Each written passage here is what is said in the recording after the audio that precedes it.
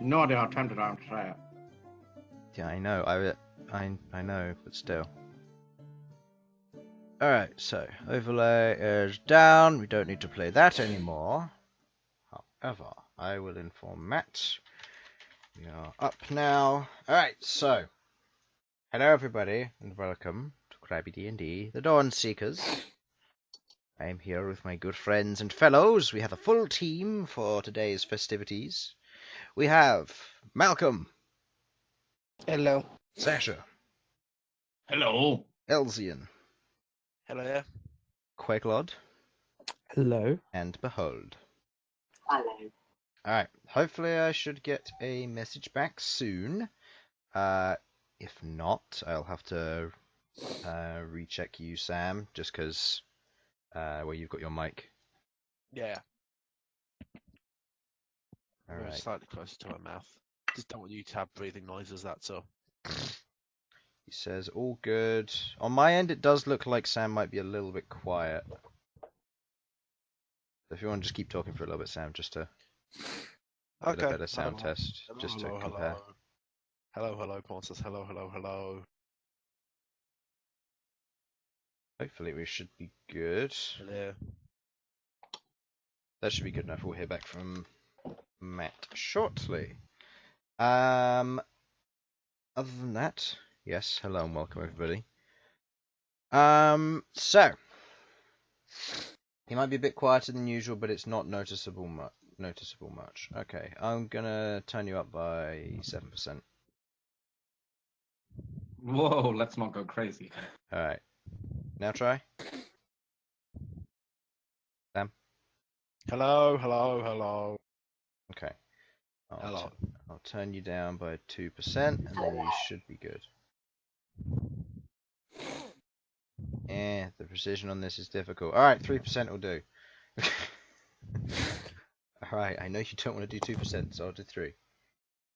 Yeah. 3 is too much, though. Yeah, it's fine. He's okay now. So. Breathing. Hold your breath, Sam, at all times. So, yes, beginning this off, thank you, Matt. Hopefully that should all be good, and I'll hear back otherwise if it's not.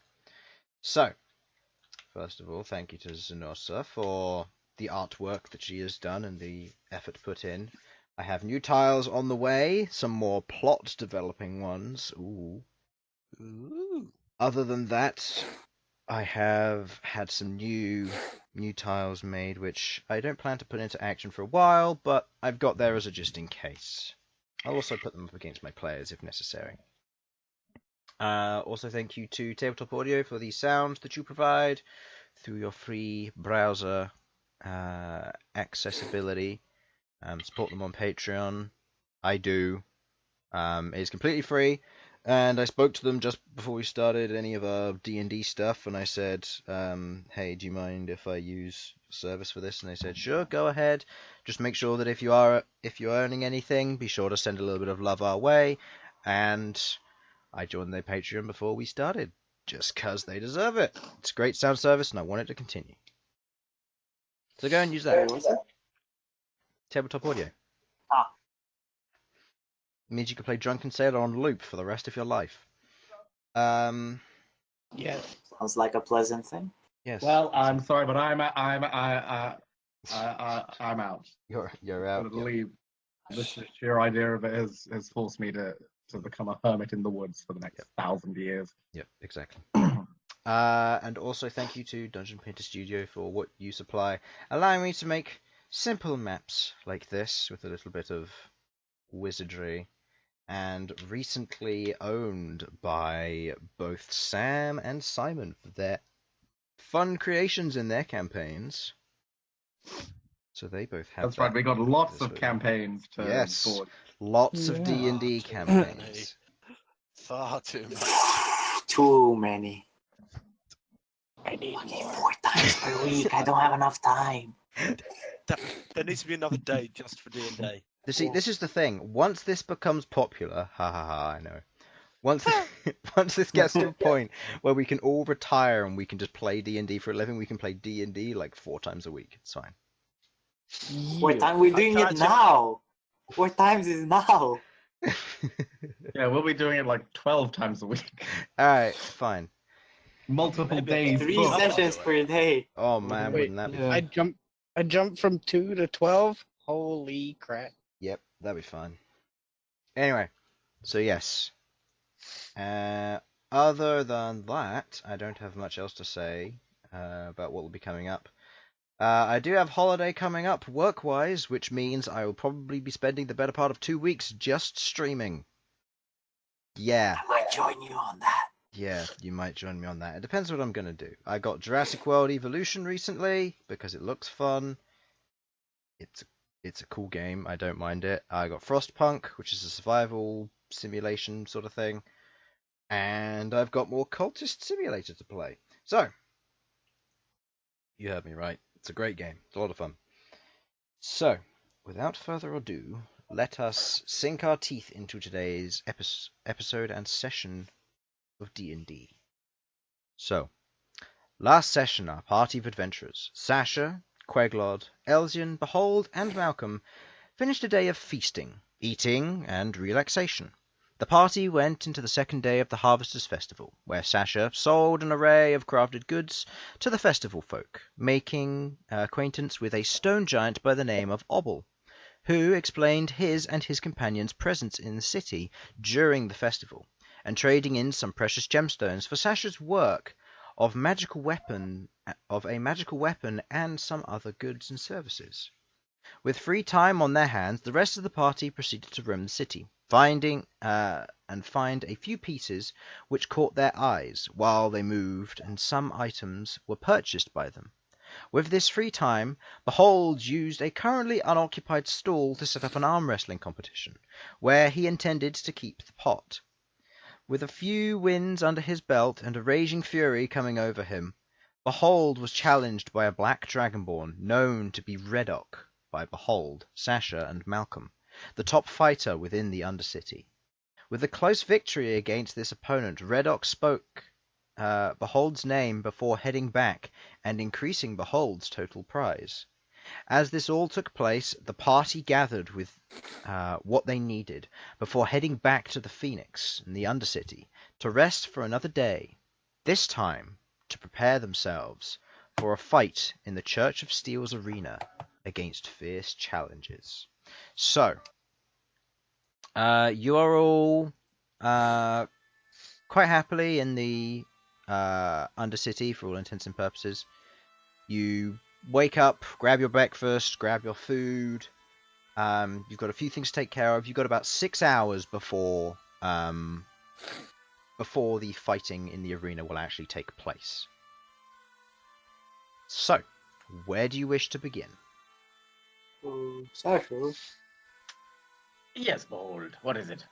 you wanna go looking for Mr.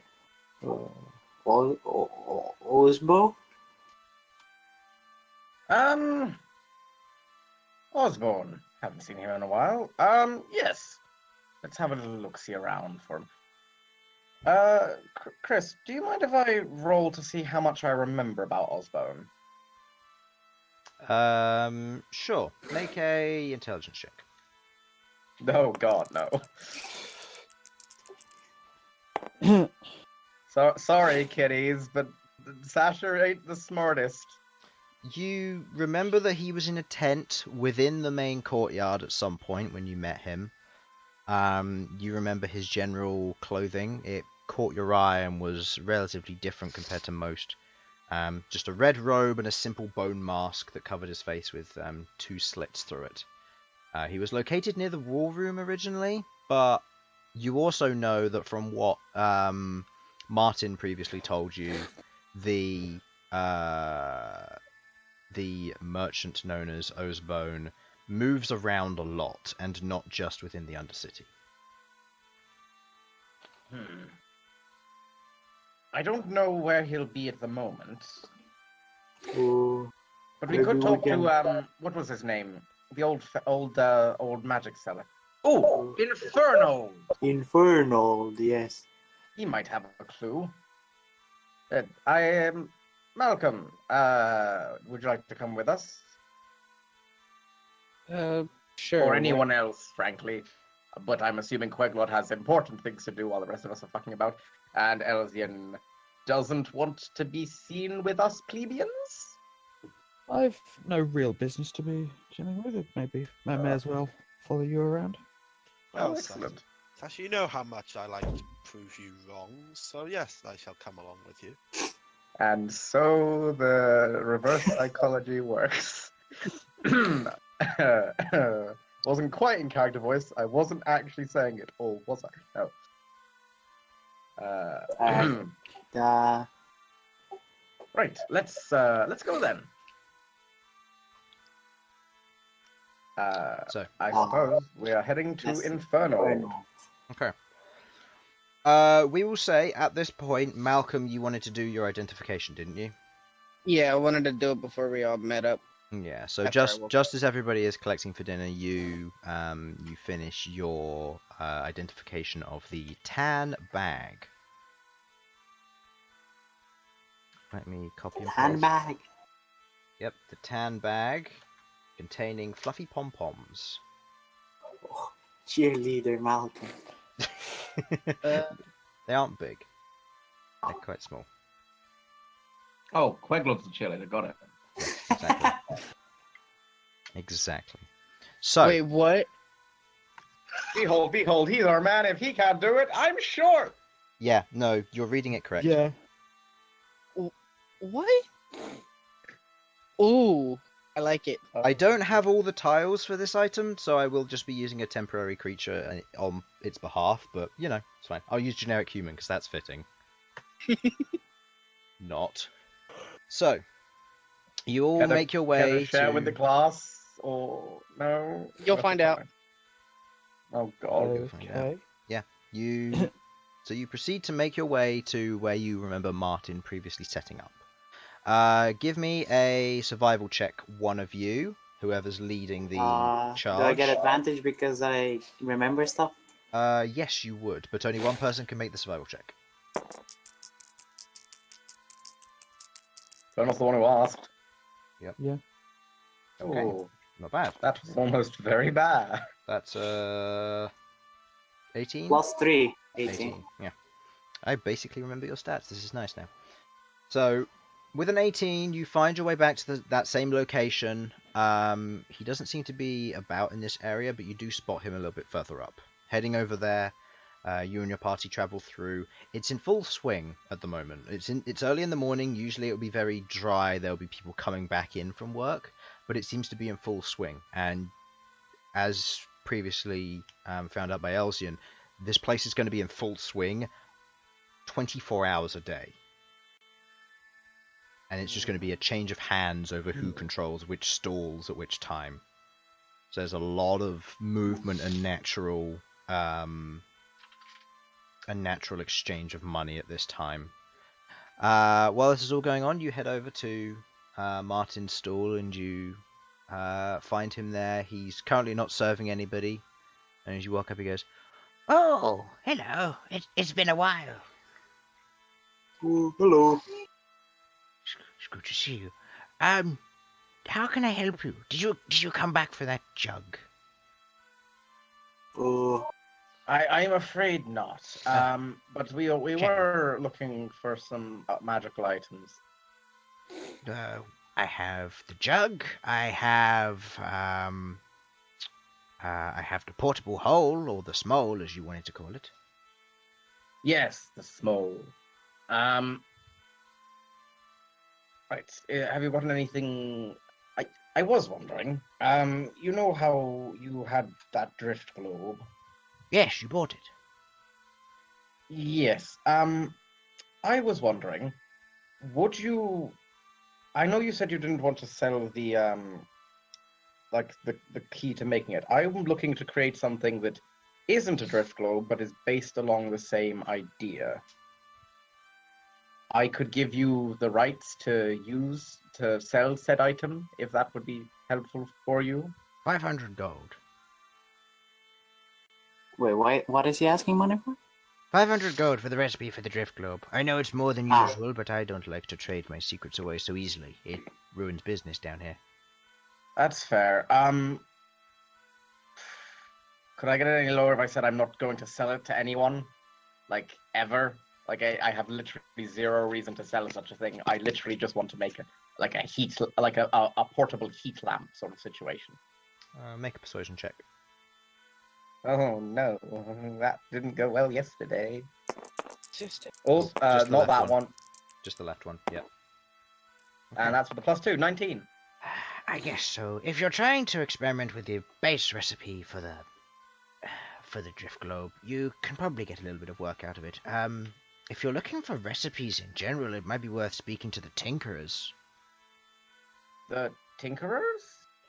They're a group of gnomes who live in the blacksmithing district on the surface. They often sell recipes rather than actual things, but they do sell a few bits and pieces here and there that are relatively useful. Mechanical things, clockwork, that sort of thing. But if you're looking for recipes for magical items, generally wondrous harder to make ones, you'll want to go to them. But I can still sell you for 450 if you wish. 450, you say? Does that sound... that sound good to everyone? For a drift globe recipe. Yes, basically, yes, I'm looking to make items much like the Griff Club. Instead of outputting light, they output heat. Yes. To be used in cold climates to ensure we don't succumb to the elements. Yes, that is a good idea. That's potentially something I could help you with as well if you want. Yes, I was hoping But we'd be yes, able to work together. 450 seems a reasonable price. Right. Question: do you take giant currency? What do you mean? Gems and the like. Oh, gems. Yes, of course. I can use them in enchanting and that sort of thing. I mean, most people will Excellent. take gems. It's just there's the occasional few who can't use it. Yes, I understand. Or too afraid to use it, I should say. But yes, I can do that. God, which one do I want to give up? I can't give up the diamond or the amethyst, so... I have here this chunk of peridot. Do you think that would do? Let me take a look. And he pulls out a small spyglass and begins setting it to the right setting and... or, no, it's not spyglass. What are the small eyes that you use? Monocles? Kind of. Appraiser. Let's go with that. Yeah. Yeah, he takes one of those out, puts it in his eye, and he takes the peridot and begins taking a look over it. It's good quality, I'll say that much. How much is the base cost for that when you were given it? It is 400 GP, apparently. Well, it's a little bit under. If you can fit the rest, that's fine. This should be worth around about 400, so if you want to fill up the rest of that 50 or so. Yeah. Can I take that out of the party fund, guys? I've not Yes. got much actual gold on me. Yes, yep, that's fine. Okay. It's for something that serves the party. So yeah, 50 gold and this gem. Okay, that's 50 gold out of the bag of holding. By the way, Sudz, did you take the 100 out for the pearl previously? no, I hadn't. No, not Okay. yet. So take 150 out when you do this one. Um, If you need to convert platinum into gold, it's a 10-to-1 ratio. did you ask him, Harlan? Did you ask him about the thing we came here for? Oh, right.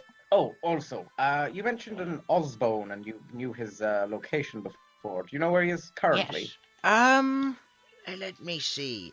He is an old friend, so I might know where he is. I believe he's on the surface at the moment, but I'm not entirely sure where he would be. Right. Is there a general area? Quick question. Somewhere in the festival. He's been sticking around the city until the festival's over. Then he's moving back to the capital for a bit. Right. Well, we'll go look for him in just a second. Can I ask you perhaps a tad personal question about Osbone? And I don't mean to be rude, but it would help us, find him. Okay. What race is he? I don't know. I've never asked. He always Ah, wears well. that. He always wears that mask, so I guess he's got something to hide. But Yes. Well, no. I don't know. I'm afraid. Yes, I don't mind whatever he is. It's just you can.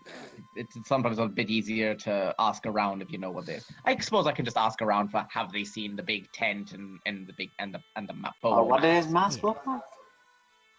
Big It was a bone- plain bone mask with 2 slits for his eyes. That was it. There was no decoration, no nothing on it. Right. Well, thank you for your help. We'll be happy to come again. Yes, you'd like. I'll always be stationed in this rough area. Right. The festival's taken quite a bit, so unfortunately I'm low on general potions. If you did need any particular potions, though, I still have a few in stock. Anyone? Oh, wait, let me check some. I think I bought some before the last episode. I have a few greater healing potions and regular health potions. I have the Yes, alchemy health jug. potions may be a good He idea. begins like swirling that around on his between his hands before placing it back down. I Do have. you have another growth potion? Unfortunately, no. Some individuals came by and bought those. Oh, okay. I don't need anything else. At all? Well, it's been lovely talking to you. Okay. Um, Safe travels. Bye, old me. I'm just gonna put this in. What is it called? Bye. And I guess we're heading off to the main city then? Or Yeah. above ground? Okay. Did anybody else want to look anything while you're still underground? Yeah. Do you guys want anything? I mean, they said the tinkers were up on the surface, right? Yeah, they're on the surface near the blacksmiths district, which you know where that is because that's near Cassie. Yeah. Cassie. Yes, let's go do that. Oh, by the way, Yes, okay. Chronicle is with you. He's just being quiet. That's fine. Chronicle, do you know where Osborne is? I don't know who this Osbone fella is, unfortunately. Oh, that's where you didn't meet him. No. I have no idea who this individual is, in all honesty. I know where the blacksmithing district is, although I haven't been there that often, so I couldn't point you towards the tinkerers. Oh well, let's go find what's his name? Osborne. Oliver. Let's try to find him at least. Okay. Heading up onto the surface, you head past Gen, who's currently drinking his morning tea or ale, whatever it might be he's added to it that makes him so spry. I hope it's not orc. Sudz? Hmm? Do you still have the thing where we used to get back from Suhaba's place? Yeah, but it only takes one person at a time. It takes 2 people at a time. Okay, I'm just asking if you have it. Yeah, I still got it. Okay, that's fine. So you head up, past the fighting Just pit, ignore that. I just want. into the surface tavern of the Bronze Cask, and then you head out into the streets. Again, it's fairly early in the morning. It's less bustling, but there are still people moving around at this time. And there are a fair amount of people moving around at this time. As it begins to slowly kick up. There are a lot of guards currently in place. A few seem to be dealing with a few troublemakers. Elsyan, as you're on high alert, you do notice a few individuals carrying away someone through an alleyway. The individuals all seem to be wearing the phoenix bandana around their right arm as they move. Okay. As you're moving through the streets, making your way to where first?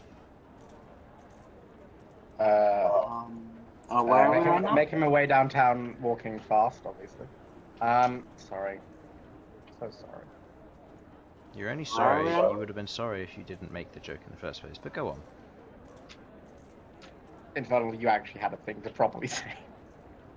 I said Where are we right now? You would be on the left side. You would be on the left side of the city, going towards the center if you wished. So you're. Well, let's start asking random individuals or people that would Okay. look like they might know us. But Can I get more of a description of his tent or whatever? Right? What does how does Behold remember his tent? Because I didn't write it down. Intelligence check. Come on, I remember stuff, Chris. With advantage because you remember stuff like this.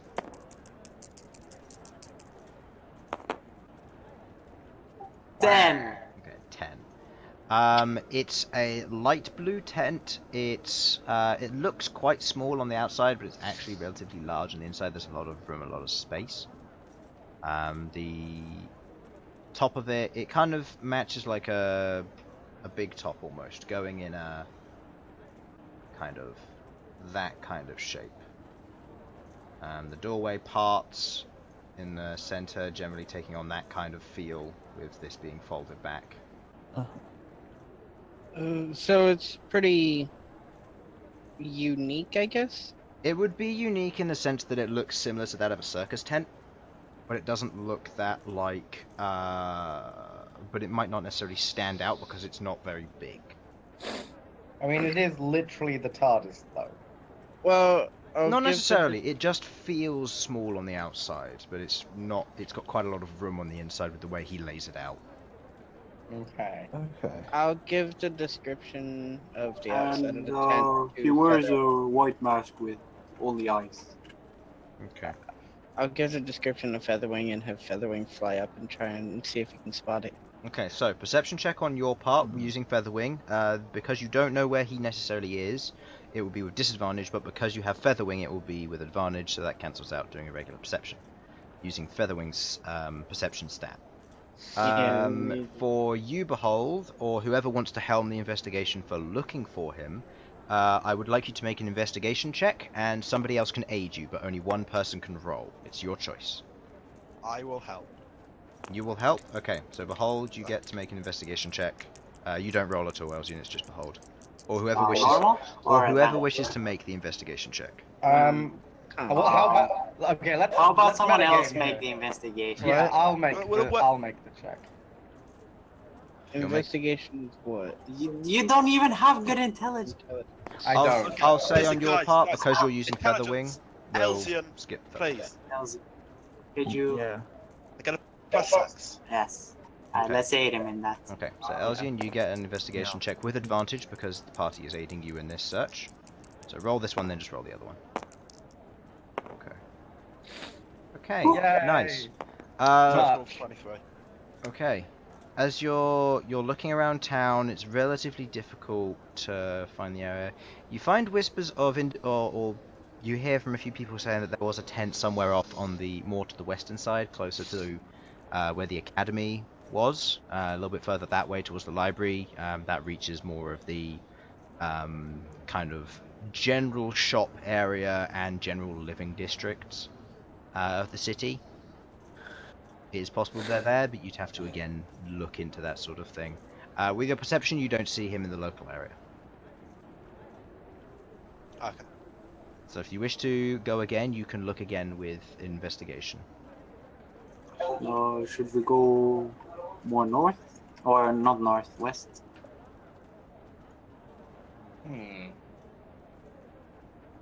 Let's look a little west.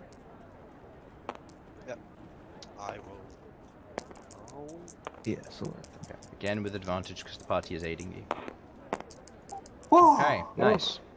That's nice. Well, with your +6, that does beat the DC. Hey! Ooh. 25 DC! Yeah. Yeah, 25 DC. Yeah.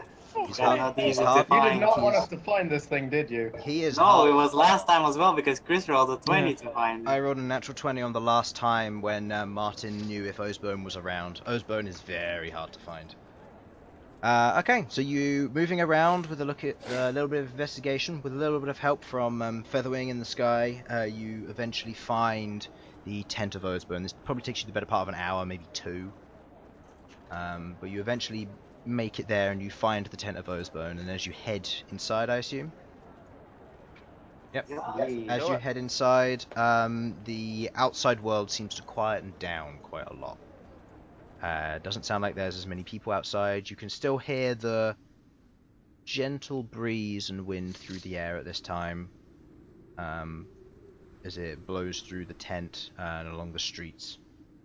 And there you see a red-robed individual. The robe itself is very well made. It's very intricate and it's very posh with its style.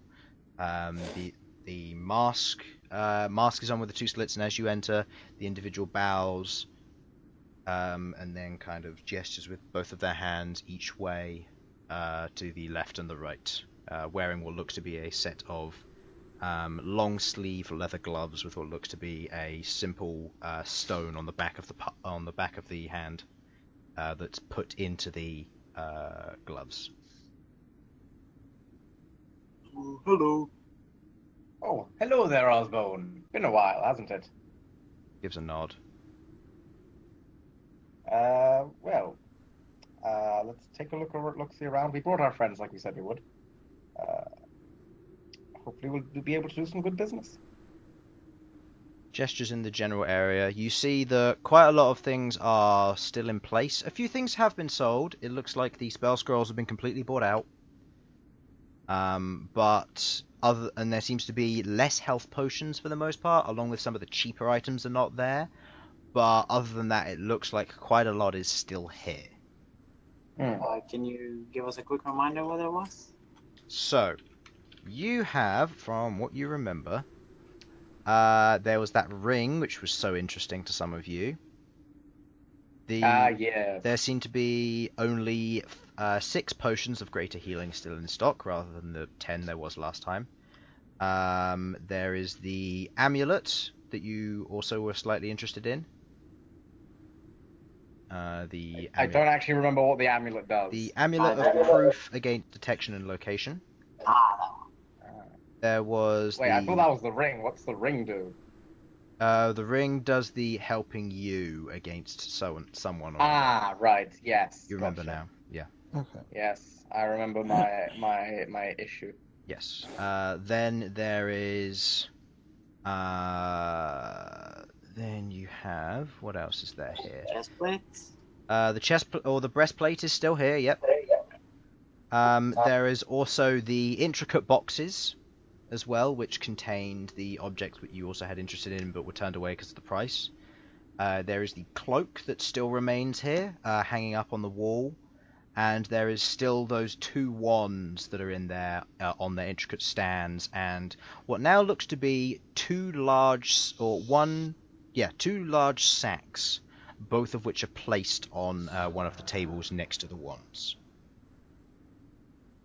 What did the cloak do again? Hmm? What did the cloak do again? Well, because the rest of the party is here, you can... If I tell you, you'll be telling the rest of the party, if that's okay. Yeah. Okay. It was a cloak of elven kind. It gives you advantage to stealth checks. Potion-wise, there also seems to be less of the resistance potions that you found previously. Looks like a particular damage types have been completely bought out. The intricate boxes. I've forgotten what they are, honestly. It was what was inside them that you were interested in. Yeah. Yes. Are you willing for me to explain what's in them? I think so. There was the border collie onyx dog and the ivory goats. Yes. In the 2 different boxes. Okay. Ooh. Yeah. There's a price tag on each of them, and there seems to be quite a lot of stuff here. The prices seem to have risen a tiny amount, maybe just to accommodate for the fact that you're in festival season, but most of it seems to be still within its general price range. How much for the ring? The ring would be 345. How much was the breastplate? Breastplate is 900 gold pieces.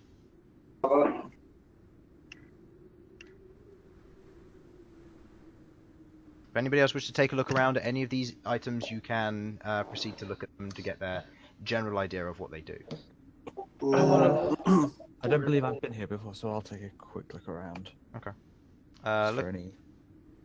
Okay. You looking for jewelry, weaponry, armor? More on the jewelry side of things, I think. Okay. Jewelry-wise, you find a ring, which Sasha goes up to. Sasha, are you going to buy it, yay or nay? Yes, I'm just trying to work out how I'm going to pay for it, because I don't want to, I don't want to get rid of the diamond, but I also don't want to get rid of the fire opal. Can I, swap out the diamond into the bag of holding for 300 GP? So what, it's 30 platinum? Yep. Yeah. Yeah, so you have 30 platinum. And the ring is 345 gold. Yeah. And I'm gonna, 345. Okay, yeah, I'll just straight up pay that. I have just enough money to do so. You have the ring. I will send you the exact details of that in just a moment. Queglod, looking around, there's the ring which you see, which is promptly picked up by Sasha and taken over. She hands over 345 gold for it. Looking around, there isn't too much jewelry. There is an amulet, which, looking at it, you recognize it to be an amulet of proof against detection and location, helping protect you from divination magic. Other than that, there doesn't seem to be all that much more jewelry in here. It looks to be mainly just magical items, trinkets, and a few more expensive pieces. I would say we should probably have a look at the bags. I want to look at the boxes. Bags. Okay, going over to the boxes and opening them up, Malcom, you see on the inside there is a very intricately carved onyx dog. You recognize this as one of the figurines of animation, or the figurines of animal something or other. Just trying to remember. Like the griffins. Yeah, like the griffins, but one of them is a onyx dog, and it's a border collie breed by the looks of it. And the other one seems to be a set of 3 ivory goats. The price on the onyx dog currently sits at 2,700 gold pieces. The price on the goats currently sits at 3,000 gold pieces. What did these do again? It allows you to animate the animal that is trapped within which is placed within the item itself for a duration of figurines of wondrous power. That's what they're called. The ivory goat.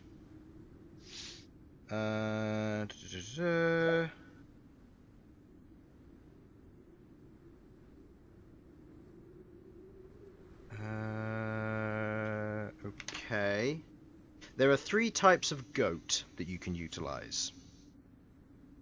There's the goat of traveling, which has 24 charges. You can use 1 charge to basically animate it, and it'll be able to carry your stuff.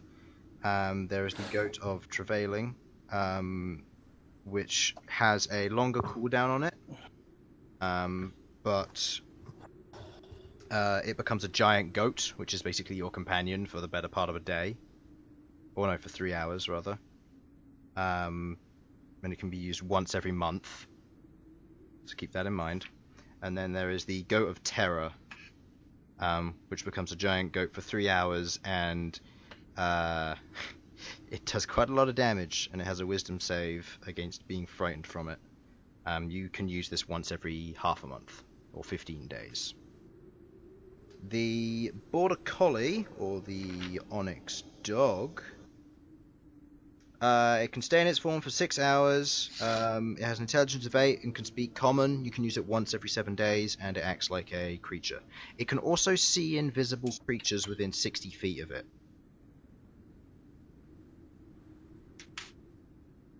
Wait, so it lasts 8 hours? It lasts 8 hours. It lasts 6 hours, and it can be but it has an intelligence of 8, allowing it to speak. And then it can be resummoned after 7 days? After 7 days, it can be used again, yes. Has infinite charges, or? Oh, yeah. It just has a cooldown on it. Ooh. The ivory goats have 24 charges, and then they reset after 7 days. It doesn't say... Oh, yeah. Yeah, it takes each charge takes an hour. So you can have it active for 24 hours once every 7 or for every 7 days. So there's that, if you were interested in that. Looking at the bags from what you were looking at, Sasha, the bags seem to be bags of holding. There is also a note next to it, written on one of the chalk slates or one of the slates written in chalk on the top of it. It says upgrade bag of holding 5,000 GP. Wow, that is a... No, That's a the bag of ton. holdings are 3,500 GP. Upgrade Okay. bag of holding 5,000 GP. Okay. So he can upgrade your bag of holding for you. Ah, okay. But in both situations. Sweet Jesus. Party thought they were That's the- rich. They were wrong. And then Beholds asked for a 250,000 gold item. Yep. Hmm. So, was anybody else looking for anything? Oh, Don't think so. the adamantine breastplate. 900 GP.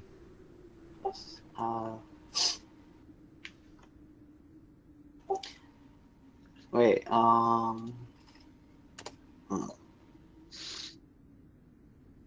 It would give you the increase to AC you wanted, and it makes you immune to critical hits. I know what it does. But just thinking if I should even bother asking. Bag No. of holding. No, Ah. Chris knows what I'm thinking. It's up to you. Ooh. If anybody wants to do anything, do let me know. During the spare time, Sasha, I'm going to start setting you up the card for the ring you just bought. Hmm.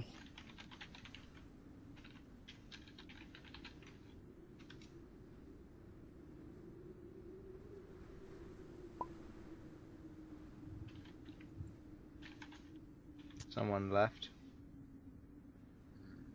Sasha. Harlan, decent. Harlan, you still there? Apparently not.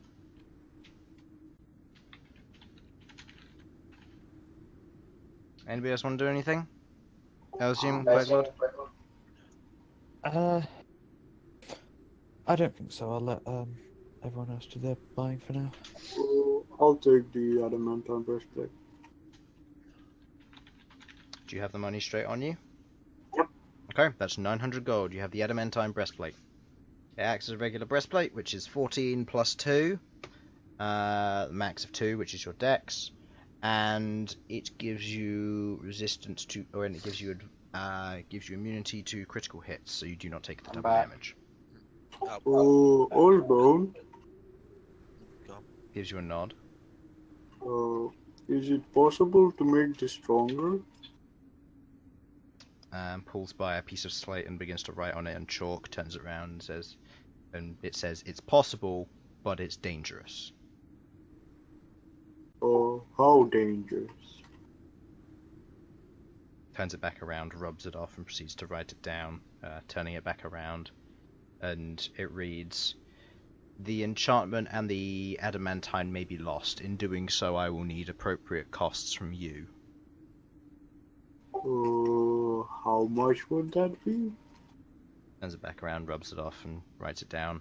Upon failure, 750 gold pieces. If successful, depends on the spell, or depends on the enchantment.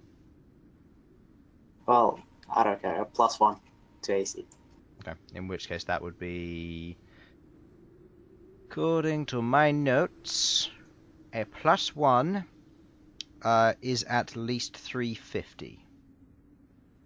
So he'd probably charge at least 400 for that. So it'd be 400. It would be 400 if he succeeds.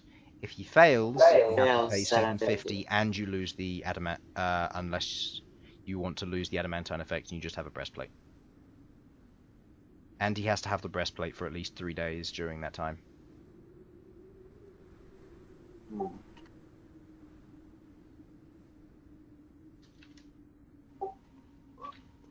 Oh, is there a way to lower the chance of it failing? Round. Paying more, anywhere from 1,100, 1,200 upwards would aid success.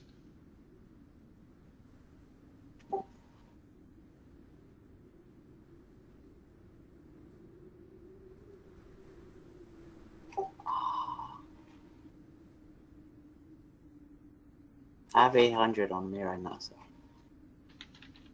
Oh, I have 800 on me. Would that help? He turns it back around and says, if you want the lowest if you wanted a regular protection enchantment on it, I can do that. It will be ready in 3 days. Okay.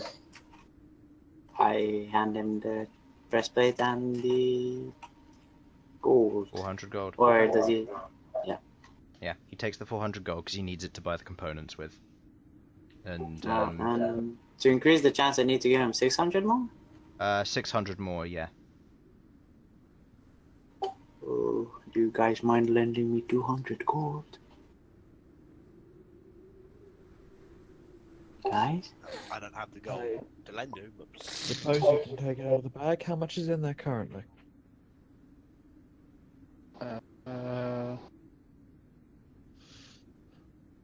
280 platinum.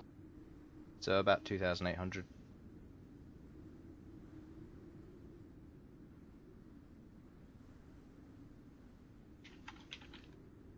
Yes, I suppose 200 is, as long as everyone agrees, it is a fair bit of money. Doesn't matter to me. Well, does anyone object to Bhold taking the money? Nope. Really. Not really. All right then. Go ahead then. I'll hand him over the extra gold. Okay, take 20 platinum out of the bag of holding, and you hand him the extra 600, so he will now have a higher success chance. He then looks at you and says, "With this higher chance, it will take you 5 days. Is that okay?" I mean, we have 4 You're on the days third till the day. You festival, have yeah. 4 days till the end of the festival. Yeah. Yeah, 5 days fine. Yep. Back So 1 day after the festival ends, we come. Gives a nod. He writes down on it. Where will you be exactly? He writes down on it an exact location of where he's going to be. Looks like he's going to be in the Undercity on the lower left corner, right next to where the big arena doors are. Alright, put that in all caps in my notes. He also writes down, "Don't be late." Okay. Do you want an exact time for me to be there? Just writes down, "Be there on the day, or I will leave the object in the open, out in the open for others to take." Will do. So what, 5 days? Yep.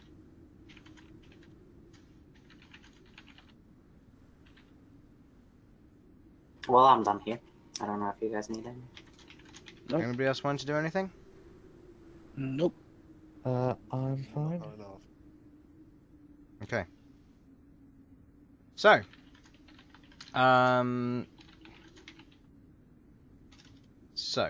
as you're done here, did you want to do anything afterwards? You've spoken with Osbone, you leave, he gives you a nod, he writes thank you on the slate and puts it back down. No problem. So you have now solved that. Alright. Anything else you wanted to do? I believe you wanted to go to the Grand Arcanium? Bhold has no clue what the fuck that is. Didn't Sasha have something she had to do there? Sasha? If Harlan's still here, if he's DC'd. I told you that I was heading off for a second. I'm back. Okay. Oh, all right. Well, sorry, I got distracted by this lovely new ring of mine. Isn't it pretty? Yes, it is. Yeah. What? Where you're looking at it, it's a gold ring of some kind with a blue lapis brain-like shape on the top of it. Is it prettier than mine, though? What was yours again? Yours was the Ring of Iron Will, wasn't it? Or No. Well, yes. Ring of Iron Will. Yeah. So yours looks quite cool. Yours looks quite cool, but his is blue. Yours is red. Look, it shows exactly what I want in a partner. Brains. You're not So, that smart. interesting design. Anyway, you were saying something, Bhold. Why do you want brains? Because you don't have one yourself? Says you, Bhold. And no, it's so that I can have someone help me with my invention and creation. Dwarves have a very different culture, let's say. Yes. So where are we going now? Well, I mean, we could head to the Tinker's Guild, but I've actually got pretty much everything I could have been interested in.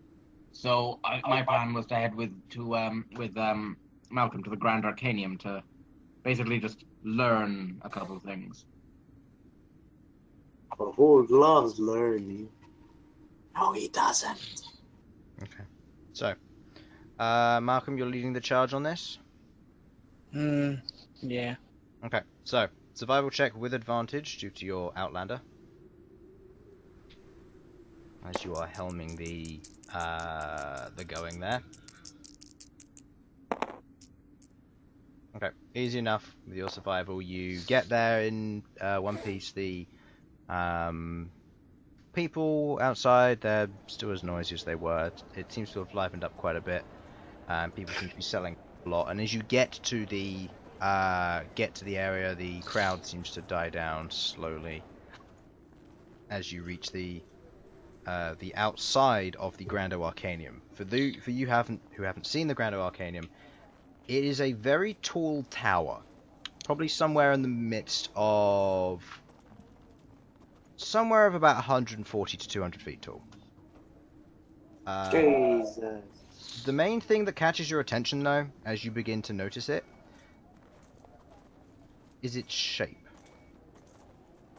So if you go over to the left side of the screen, I'll show you exactly what it looks like. Now, correct me if I do any of this wrong, Malcom, but I'm fairly certain the shape was like this.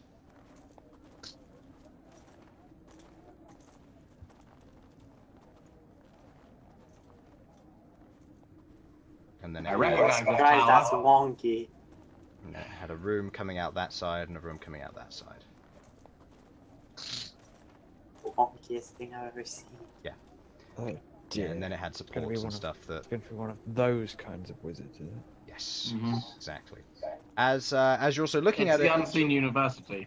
looking at the front, you can see that there is a tall metal gate about 15 foot high, the straight bars and stuff, and then surrounding it, all the way around the outside, a very wide perimeter, is about a 2 foot high wall.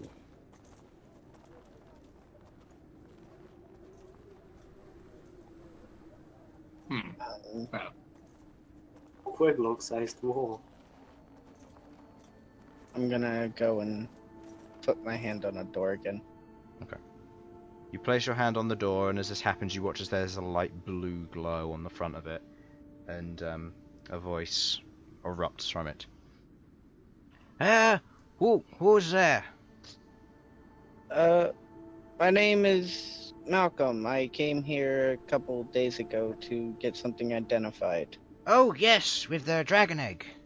Yes. Yes. What do you need? I came to. I forgot when I was here last time, but there was some things that had attacked me and a party member of mine out near Oaksmith, and they were animated scarecrows, and I was wondering if you guys could take a look at them and see if you guys can figure out what type of magic was used on them or anything. Who have you given scarecrows to so far? I've given a scarecrow to Queglod. I've given a scarecrow to Reagan Apollo? and Suhaba. By chance, are you the ones who were attacked by the scarecrow things? What was that? Were you the ones who were attacked by the scarecrows? Yes. Yes, Regan sent us one. If you have more, we'll happily take them off your hand, but we've got one currently that the higher colours are looking into. Okay. One of my party members, which I have with me, is also Hello. trying to take care of some business here. What kind of business? Tell them to place their hand on the door so I can hear and talk to them. Sasha, hand on the door. hand on a door. Hello there. I was looking for some. Well, I'm a blacksmith, and I was looking for some expertise on a few things and the possibility of some entrepreneurial work, but that's neither here nor there. I'm looking for some advice on some magical experimentation I'm doing. If you're looking for magical experimentation, here is not the place. We train mages here. We train mages, we do basic enchantments for those of permits, and we look into magical objects that are of particular interest to us. We do not go into any entrepreneurial stuff. We are funded by the High Marshal, Templar, and Governor. Could I ask if something is possible, or if it has failed its attempts to happen before now? Any questions? Go ahead and I'll try and answer as best I can. Right. Well, I am only a blue rank, but I'll see what I can do. thank you. Well, first things first. You know of drift globes and the like, floating orbs, etc. Yes. Yes. Has one ever been made that outputted heat instead of light? We've never tried all that much kind of stuff. Generally, the base recipes are stable. Any other form of enchantment that you apply to it can work, however you need the base components required. Generally, the cantrip or the higher level spell accommodate for that. Usually those kinds of spells will be only compatible with certain materials, and if they haven't been discovered, then by all means go away and experiment. But drift globe wise, there haven't been any real tests for if you can probably enchant things like that. Individuals have tried things in the past with seeing if they could channel electricity and that sort of thing through drift globes. But drift globes are specifically made in a way that they will harness and refract the light from the inside. If you wanted to do something else, you would need to build an object in a very particular way to harness whatever element or power you're using. Right. Thank you. That's good information. Second question. Has Mysterial ever been successfully stabilized and then used? Stabilized, yes. Used, no. We've had previous individuals stabilize it. They made a relatively stable component using Mysterial and Gold. Individuals made it even further stable with Mysterial and Platinum. Mysterial itself is, however, a worthless metal due to this. It is expensive because of its rarity, but its high color quality, and it can be used in general jewelry. But its enchantment capability is unusable due to its unforgery process and the inability to access its arcane energies trapped within. We're aware that Mysterial itself can be potentially unlock certain arcane means, but the enchanting process of that requires a extremely skilled enchanter. We do not house such an individual. Right. Right. Well, there goes that plan. Thank you very much. I doubt I'll be able to get much work out of Mysterial then. But well, thank you for your time. And No problem. would you have any suggestions for making something that is essentially a drift globe but for heat? Just on a personal basis. If you're capable of glass blowing, that might help. If you can make something hollow and then fill it with some kind of liquid or material. That was previously used when they made a drift globe, which had a few metal rings around the outside and a spinning gyrosphere in the center, using the clockwork mechanisms found in the tinkering district. We used it and we were able to hold small temporary electrical charges, but we couldn't do much more with them. The power wasn't there and we weren't using the right materials. It's something to be refined, and some of our students are working on that sort of thing for trivial purposes, but due to its lack of use and fitting into the world with most other materials or objects fitting the role, we don't usually go into too much. For example... can you suggest anything that does the same thing then? Or Well, for electrical charges, you could just use basic metal. You wouldn't necessarily need some kind of magical object to store it. You just need an insulated object. For fire purposes, you could literally just have a hooded lantern if you wanted to store fire. If you wanted something that produced heat, you can take heat rocks, for example. They're designed and carved in such a way that they store heat for long periods of time. Same with cooling rocks, they do the opposite. If you're looking for other elements, such as a darkness, that one has never been made, and it doesn't serve any real function other than for the darker means and more criminal-minded. I mean, I suppose you could set up some sort of security system. True, but again, this hasn't been tested before. Then final question here. If one were to be making a drift globe-like item, what do you... Obviously, metal would probably lose heat too much. What do you think would be the best material? I've been pondering, and the only things I can come up with are... Can I just say the things I've thought up, Chris, or do I have to make a roll? Okay. No, anything which is stone, you would basically know because of stone. Yeah. Potentially soapstone or sunstone would be good options. Sunstone, maybe. It holds its original properties, and there are minor magical essences to it. If you're looking for something that might be best holding heat, it might be worth looking into brimstone or some crystal that has a formation within lava, where it would naturally occur. I'm not too sure of any particular ones, but some individuals have said to have used enchanting crystals made of lava crystals, and in such they have an empowered fire essence to them. Yes, that would be a good option. Right. I know that the reason I mentioned soapstone was because of its use as in fireplaces and for retaining and radiating out heat. Do you think I could work with those properties, or does the lack of magical nature to it? Potentially, but it depends on what kind of thing you're going to create. For example, heat rocks are made of basic stone, igneous stone, ones found near mountains, that sort of thing, with a little bit of brimstone run into the veins of the runes that are put upon it. Maybe something similar, I don't know. This is something that you'll have to test. Right. Thank you very much for all your help. It's been a wonderful help. Malcom, if you wanted to drop off the scarecrows, you're welcome to do so. I'll send a box down for them if you want to just leave them on the doorstep. Sure. I've got 2 of them, so... Excellent. I have no reason to keep holding on to them. Okay. So you leave the 2 of them on the doorstep. Did anybody else want to do anything while this all took place? And I'm going to be applying beard lotion. Ah, I see. You're applying your beard lotion. Okay. I'm deeply concerned. Why? Don't see why. It's fine.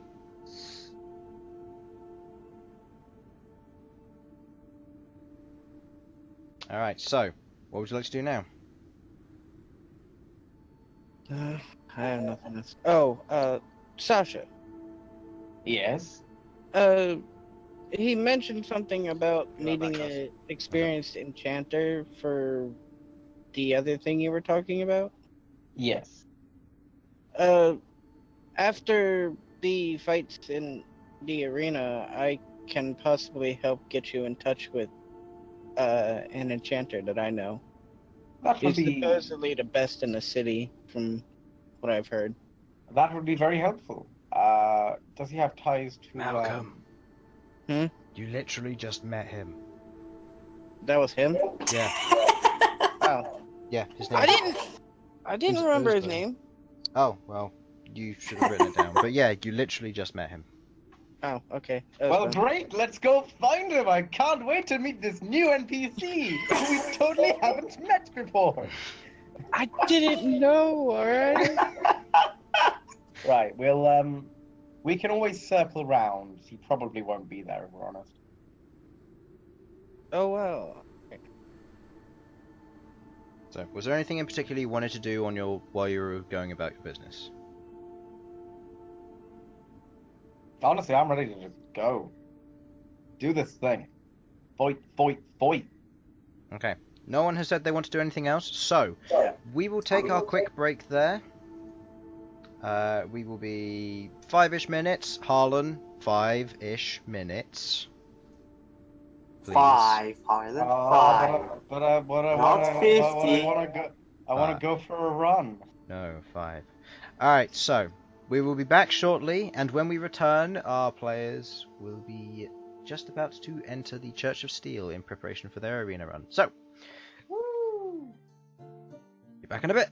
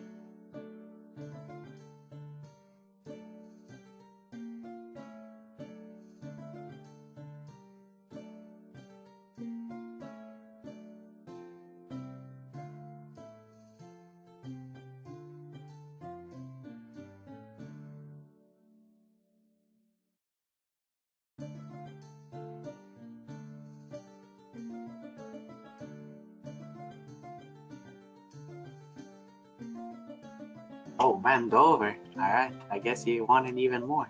I hope you two are fine with that being on stream, because I put the stream thing down and, thought might wanna. That's fine. Yeah, That's fine. I'm fine with that being online. yeah, sure. It didn't catch the bending over part. No, but it caught your. Fine. I'll bend over and bite the pillow. Caught it that. Good. Alright, so yes, we have returned. So our party of adventurers has made their way through the city with the bustling crowds, and they are now made their way towards the edge of the Church of Steel. With the large arena before them, it sounds like there are currently fights going on. There are individuals cheering, there's a large crowd, there are people standing around near the entranceways with the guards, and they're looking in and that sort of thing. There seems to be a large number of people currently looking in on this. You've got maybe about half an hour till your fights are supposed to begin. You hear cheers, you hear loud roaring sounds from within the arena, and you can just see there's a mass of people there. This is obviously a very popular event that occurs for quite a lot of the day. So, Indeed. you make your way inside, and you can see individuals, the zealots and that sort of thing. They're using the main foyer area, which was previously where you would perform your worship and you'd say the prayers and that sort of thing. They have converted it into a waiting area for those who are participating. You are let in. You have your slip you were given that was that told you the time and the day that you'd be joining. And as you enter in, one of the guards says, "Ah, good, you're here. Alright, if you'd like to go and sit down on one of those seats, you've got a little bit before your fights begin. If you want to get acquainted with the other teams, you're welcome to do so. Obviously, no cheating, no tampering with the other teams, but you can happily talk to them. We don't mind. Alright, be with yourselves." He taps you on the back, Bhold, as you're all heading through. Can we see the other teams? Yes, you can. You can currently see 3 of them. Do I recognize anyone? From any of these, no. Elsyan? No, actually, no. Who was there when this occurred? Who spoke to Abod when he was on the stool? I did. And wait, on the stool. On the stool when he was selling potions and stuff. Because I sat next to him, so I talked to him. I think, who else was there with me? Queglod, I think? Queglod and Bhold. Was that the time when they did the arm wrestling? Yeah. Yeah. Okay, so Queglod or Bhold, you can either choose to do an intelligence check each, or one of you can attempt an intelligence check with advantage using the help of the other. Bhold, I will say you do not get advantage from this because you do not remember. This is not a place or something that you've seen before. Yeah, this is recalling a piece of information. So you can choose to do it separately, or one of you can do it with advantage. Do you think so? Well, I have -2. I mean, the difference between well, that's the thing, is the difference between Actually, no, this would be a history check. Sorry. Yeah. Because if I roll with advantage, we get 2 rolls with +4. Yeah. Whereas if you roll with an arrow one, we get 1 roll with +4 and 1 roll with -2. Yeah. So you have advantage. Okay, go ahead then.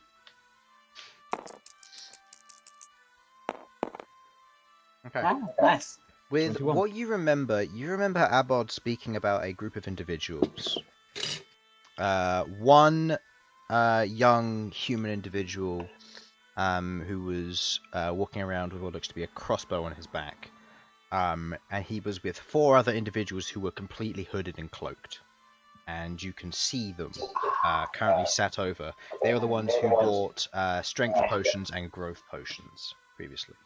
I remember now. And they're currently sat over. They're the on ones the who got the growth potions off them. Yeah. Oh no. And you can see there's a human there with a crossbow, relatively large crossbow, currently leaning up against a bench. And you can see 4 other individuals. One is relatively short, maybe about the size of you, Sasha, probably some kind of dwarf, maybe a tall halfling or gnome. You can see one hulking figure who is really broad-shouldered, as they are, and they've got a basic mantle over them. It's grey and tattered. Malcom. You bigger than me? Make an intelligence check with advantage for this. Is the hulking figure bigger than me? The hulking figure is on par to you. Yeah, does he have black skin by any chance? No. You recognize the crest of the Dragon Knights from the north on this individual, on the shield that they have next to them. The Dragon Knight! Yeah. You recognize the crest as this individual sat there with their grey mantle over the top of them. You can just about make out that of a snout of a white scaled dragonborn underneath. That's the first one. That's of the some first kind. Sasha, make an intelligence check with disadvantage because this is obscured, this detail. Woo!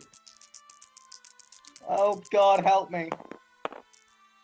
No. Okay. You do notice what looks to be some kind of strange weapon of some kind, currently wrapped up fully in bandages, leaning on the table next to the shorter individual. Can I? Is it possible to sort of wander over and surreptitiously get a Yeah, closer by all look? means, you can go over and talk to them. Oh yeah, I'd like to do that. Also, but first things first. Chronicle. Loy. He's outside. He's not allowed in. Oh, he's not allowed in. No, he's not. He wouldn't be competitive. Bam! Yeah, he's not allowed in, and even though he could try and cheat his way in, if they suspect foul play, you'll be disqualified, so he's staying outside. Yeah. Disqualification means no resurrections. Yeah, let's do that. You're not half wrong. I'm going to go over, and I'm just going to I'm not going to be like, I'm not exactly trying to be overly stealthy. I'm just having a look at the sword and basically all of their weapons because I'm a smith. Okay. As you walk over and you begin to look through it, one of the human goes, "Can we help you, dwarf? Is there an issue?" No. I'm a smith, so I saw these nice weapons. And sorry, I should have asked first. I get a little bit excited sometimes. I was looking at them to try and get an understanding of how they were made. Are you another one of the teams participating? I take it you are, because you're in here. Yes. Looking over your strange array of companions. Oh, should that mean I should stay away? Sorry. No. By all means, please come and sit and talk. We're okay with this, aren't we? The Dragonborn looks over and breathes a heavy breath, and you feel the cold run through you as the vapor from the frosted vapor just coalesces around you and then fades ever so slightly from your warmer body, due to your forge. Yeah. Wait, is that the Dragonborn that I want to talk to? Did I see that? It's a Dragonborn. Whether you want to talk to them is your choice or not. But yeah, you No, saw I mean that. the one with the crest. That's the one with the crest, yes. Okay, yeah, that's the one I want to talk. Okay, so yeah. By all means, come and sit. So, what's your group name? We're the Mountain Crushers. We've been brought here from the northern regions. How can we help? Mountain Crushers. Why didn't we think of anything cool like that? We're the Dawn Seekers. Ah, nice. And a Tiefling as well. A Druid of some kind? Indeed. Yeah, he might get on well with you. And he elbows one of the individuals next to him. There's like a... I don't think so. Elsyan, make an intelligence check. I'm back. Can you hear me? Yeah, can hear you. I lagged the shit out there, so I have no idea what. Elsyan isn't in game. Ooh. Sam? You're Wait. dead? And is in fact dead. Zanka, you're Yes, dead, man. Is he freezing it? Earlier, I didn't want to Oh. distract you. So, I'm not in game. I'm coming in now. Could you roll for me? Yep, sure thing. It should be. What happened? I lost the moment the guy had a cold breath. Okay, I'll roll for the intelligence check for Elsyan. Okay, 14 plus what? Is that plus 4? For intelligence. Intelligence. That was plus 6 Yeah, last that's fine. time. That's because I've got. I'm trained in investigation as well. Ah, right. Just a straight But intelligence. yes, that's plus 4. Plus 4. This individual is an elf. Female in nature. She is hiding her physique and her appearance. You're not sure quite why, but you pick up on the subtle vocal accent of she's from the Elven Kingdom somewhere. Is the hulking figure with them? The hulking figure's with them. Yeah, he's sat down on one of the tables. You can see that he is wearing very baggy, like complete black mantle, and you can't make out any feature of this individual whatsoever.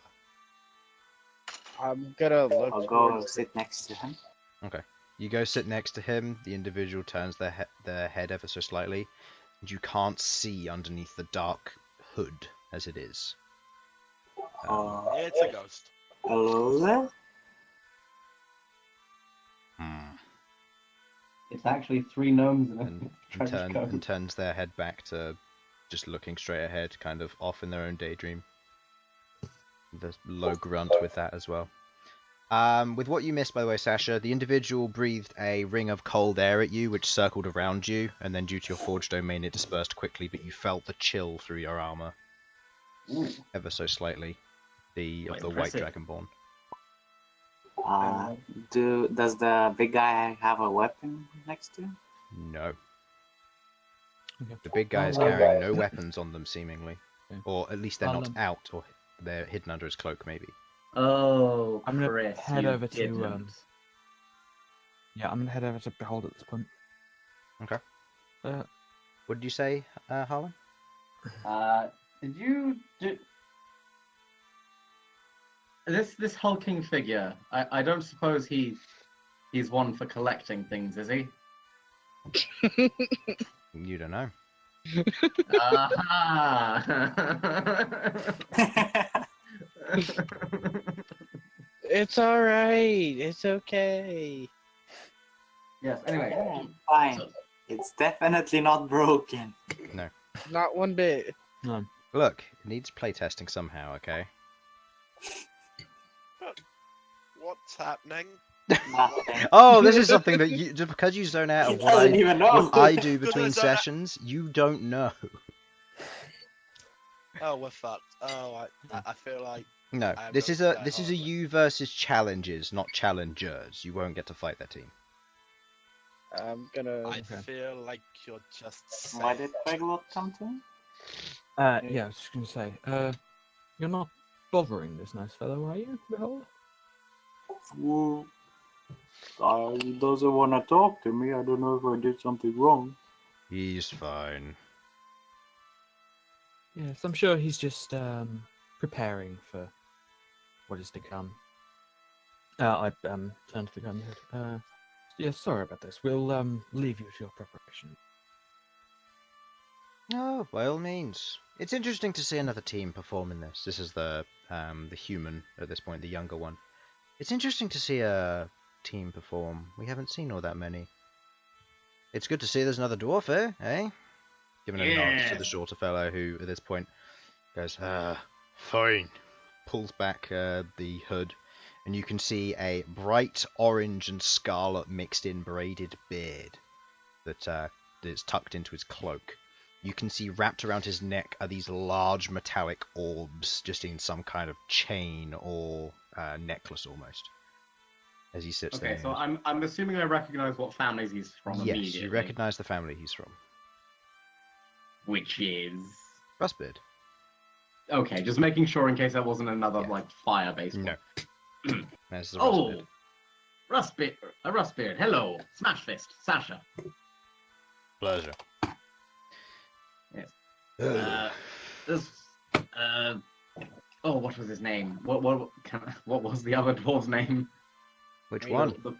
The Rustbeard who's in the city who made the automaton. Reagan. Reagan. Yes.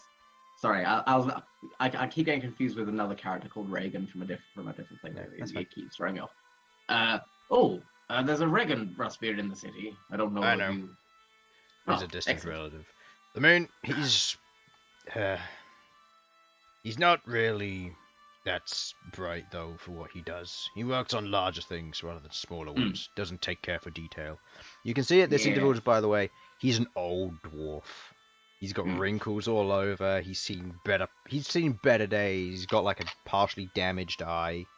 There's a large scar going down the right side of his face where something's a claw, blade, or some other sharp implement has gone straight down the side of his head. You can see his beard, although it's nicely braided in. You can see that the base of it on his chin is a little bit frazzled in areas where there are shorter hairs. They've even been cut or shaved in some way.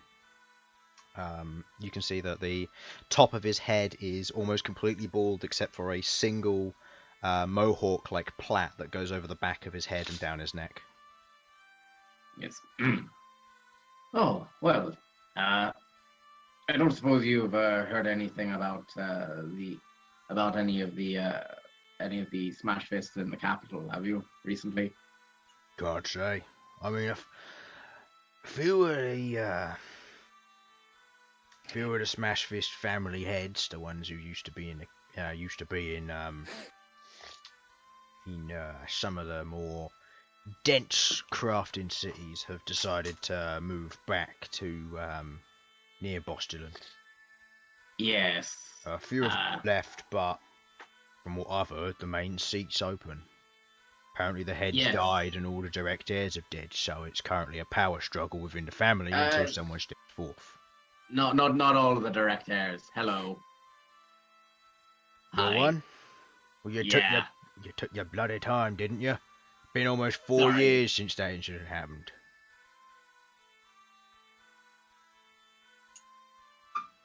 Sorry, 4 years. It's what we heard. Why, did it happen longer ago? Yeah, about 10. Well, Maybe we we- didn't hear about it until about 4 years ago. I could be wrong though, I haven't been back to the capital in a while. We've been up Yes, north dealing with some fun bits and pieces. Yes, information can travel slowly. North. Still, I've been meaning to head to the capital. Unfortunately, well, there was the morning to go through, and well, I'll be honest, I've kind of been on a bit of a revenge and justice sort of, shall we say, adventure for the last 10 years. But I'll get around to sorting things out up at the capital. Well, if you're ever looking for us, we're a bunch of individuals who usually help out in the north. If you need some hired hands here and there for anything big. Well, if we're in the north, I'll happily say hello. We're heading down south for the moment, you know, to go head through the Enchanted Glade to get towards near the capital. No, Yeah. just for speed's sake. That makes You know how it sense. is. We're a little bit further north of Kjonendir. We're in the Kjonendir. We're in the heavier mountains near where the Dragon Knights come from, giving a nod to their dragonborn individual. I'm desperately looking at the map trying to find that. I look at. I've the got dragon board I'm not the in-game map. I've got the thing up. In-game map goes straight up from the Skycalm mountain range, and the Kjonendir is up there. I'm still trying to get into the game again. I'm Okay, right. It's next to the Stone Anyway. Forest. Okay. Oh, we're heading near to Skycom Chief soon. Maybe we'll see. Maybe we'll head up. Say hello once we're done with business. Maybe. You know, well, I say soon. It's going to be a few weeks, but you know how it is. Yeah. Oh. Anyway, Same. lovely. Best of luck in your challenges today. Oh, and best of luck to you too. Now, before I go, I have to ask about what that weapon is, because I saw it from across the room and I was just I was entranced. You'll see it in action soon enough. He pats the edge of it. once this is all over, though, if you've got any like design information that you're willing to share, I'd love to. I'm If a you're smith looking for by designs on this trade. sort of thing, you'll probably want to head to the deeper cities, Magma Reach, Ah. maybe Relic if you're interested. I'd have it specially commissioned and sent up north. Oof. Well, I will. Thanks for the information. I will do so. Oh, there's nothing better than finding a new weapon pattern to work on. Malcolm. The Dragonborn. Do I recognize him from one of the others that were? No. You wouldn't. Oh. Not this one. You recognize the symbol because it's adorned on her shield. Yeah, I was just wondering if she was one of the ones that talked to me while I was talking to the No. dragon. No, you haven't seen her before. Mm. I'm gonna say in Draconic. So you're with the Dragon Knights, huh? Very surprised at this, she tilts her head to the side with a slight smile. Huh. You speak Draconic? Indeed. Yes, I'm one of the Dragon Knights. I'm here with this group because, well, working for the Dragon Knights is fun, but there are certain missions and tasks I must undertake. Understandable. I've talked to some of your companions the last time they came here for the festival last year. The Frozen Crown? Yeah. Yes. Yes, They we do were often also come down.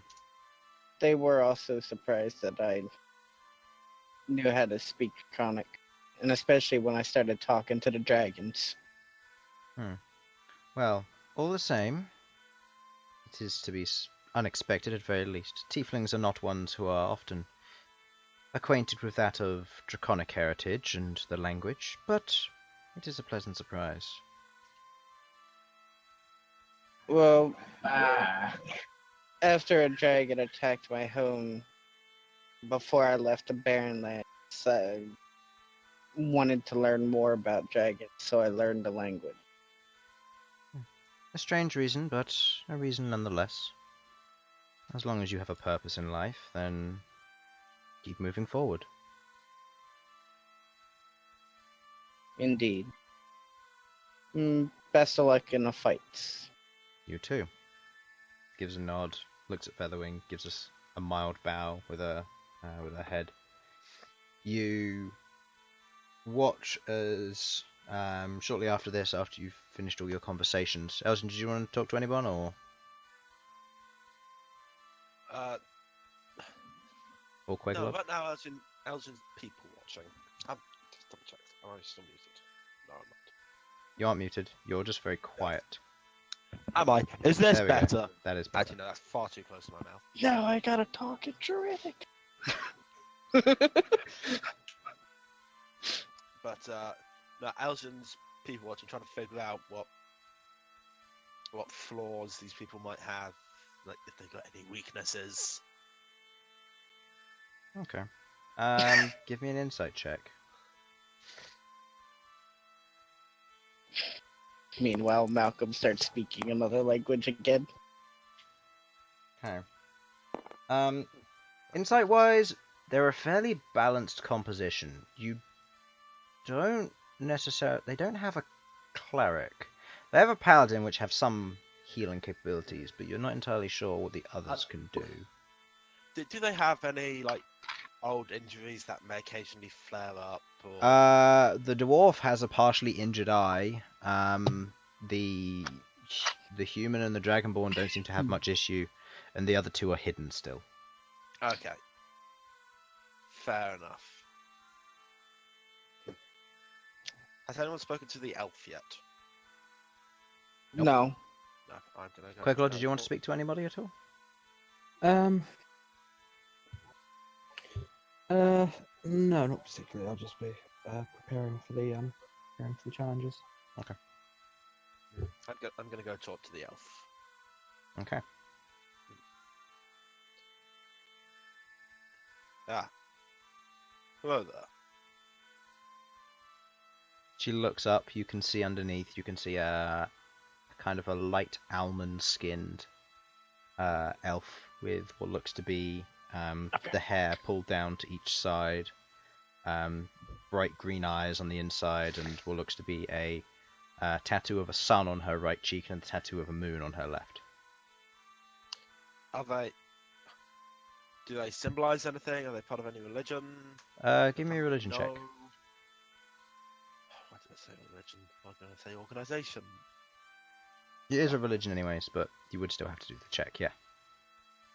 But yeah, fuck it. Just let me double check what the number is for religion. Doesn't matter! Doesn't matter. Nicely done. Okay, so Don't act like that was skill. There's no skill in rolling a dice. there's perfect skill, alright? It's all skill. Okay. It's just skill. The symbols themselves are the symbols of Saloon, goddess of the moon. The moon. Huh. Druid.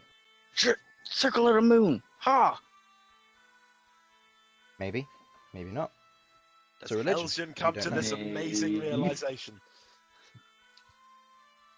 No, I know. As it doesn't care enough. Yeah. It's also a deity of knowledge and life, so could fall under those categories as a cleric. You don't know. Yeah. Well, Uh-oh. so, Uh-oh. that is Elsyan's elegant conversation. Are you quite okay? But yes, I'm fine. Sorry. I have sometimes trouble forming words. Occasionally. It I happens from time can to time. tell. It's an issue. A real issue. I don't know, Anyway. if you want to talk about this kind of thing, it'd better be to find a consultant or a good Don't friend worry. than to talk to a stranger. I have a good friend. This is just because you asked. I have a good friend. His name is Farnsworth. He's right here. Can't you see him? She's gonna do a perception check around the room. Okay, perception check around the room. Natural 20. Where is Farnsworth?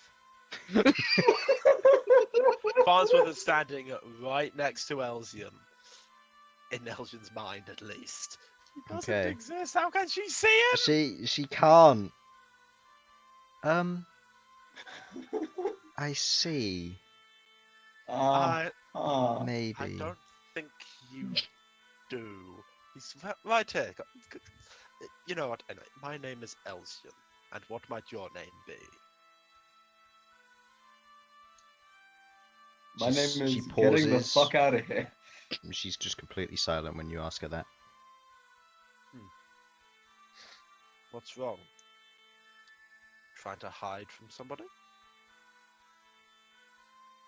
So am I. We can be best friends. She remains silent. She just thinks you're crazy. Where have you come from? I promise you, I'm not completely insane. The Elven Kingdoms. The Elven Kingdoms. Have you come from there recently? No, As in, we've been No? up north for a while. Damn it. Have to find out more information about what's happening in higher courts. You just seemed like the type to be exiled noble from their family, having to seek life as an adventurer. She just stares.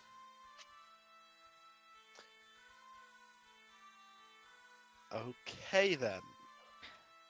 You wanna try hu- using your the- mind shit or what? The human at this point Okay. intervenes and goes, "Well, that's quite enough. It's a pleasure to meet you, Dawn Seekers, and good luck in the tournament. Hopefully you do well." Yes, same to you. Yes, indeed. Oh, and well, blessings of a Turan be upon you. Malcolm's just gonna say good luck in Druidic. Okay. I'm just going to give a bow to the elf. Okay. And As you I'm say gonna- that, the elf's eyes, and as she turns her head very quickly towards you, gives us a light nod. Well, I've got to learn me some Druidic. It's a language that only druids can learn. You got a Modi class, boy. Malcolm, teach me! As this goes, an individual comes in and says, Class, I can't become a "Alright, you guard." lot, down to the pens. Get prepared. Your fights will begin soon." And you see as all the other teams get up, the human turns around and goes, "Well, good luck in your fights." And heads off down with the rest of his team. So, you head down into the main chamber below, and you can see out into these small pens that you were in before. The stone floor, the stone benches on either side, the area in the middle where you have the ability to sit around on a larger table to plan. There are gates on your left and your right which lead into tunnels that go around to the other entrances, and you're sat down there, and as you're waiting you can hear speaking from outside, shouting almost, of individuals talking about what is to come. And so, welcome everybody to this tournament today, the main event for the Harvesters Festival. Your third day is here, and we have 5 more teams at your disposal, fighting to see how they'll do and how they'll fare. First of these individuals, the Silent Whistlers, a group from the eastern realms of the Empire, the jungles and the elvish inhabitants. Fighting for their lives, they came here and earned their place to participate in this fight today. The Mountain Crushers, a team brought in on recommendations alone from the north, brought here, not needing to fight their way to this participation, but recommended by the High Marshal himself. The Dawn Seekers, a team from here in Adamanthia who have earned their place due to a fun showcasing event of their skills and determination. The Opuran Rovers, a group who participated in the warm-up matches from yesterday. You may recognize the name, and as a result were offered a spot in today's show. We'll see how well they'll do. And the Juzaros Hunters, brought in to try again after yesterday's matches and their failed attempts at claiming glory. We shall begin with the Silent Whistlers! And there's a cheer from the crowd, and there's a sound of "Ah!" from just the people as this takes place. And also a lot of people trying to silently whistle. Yeah, they're looking out of the gate. You can see a team emerge from the far-off way. From what you can see relatively well, Elsyan, you can see what looks to be an older male dwarf. He pulls out a set of 2 axes and holds them to either side in a partially crouched position. You see what looks to be a young elvish individual with what looks to be a crystal ball in her left and a set of robes. You see another younger male human, this one wielding what looks to be a longbow, prepared with these what look to be very well crafted metal arrows in place. You can see middle-aged, rough, dark hair, female human paladin. She wears dark armor with these small red spikes that come off of the edge of it, and a mean and menacing looking flail, what looks to be covered in either red paint on the tips or dried blood, you're not sure. And an older female gnome, a little bit more wrinkled and shrunk down, but carrying what looks to be some kind of longsword at her side, dragging it along the ground as she walks out. The Silent Whistlers, let the battle commence!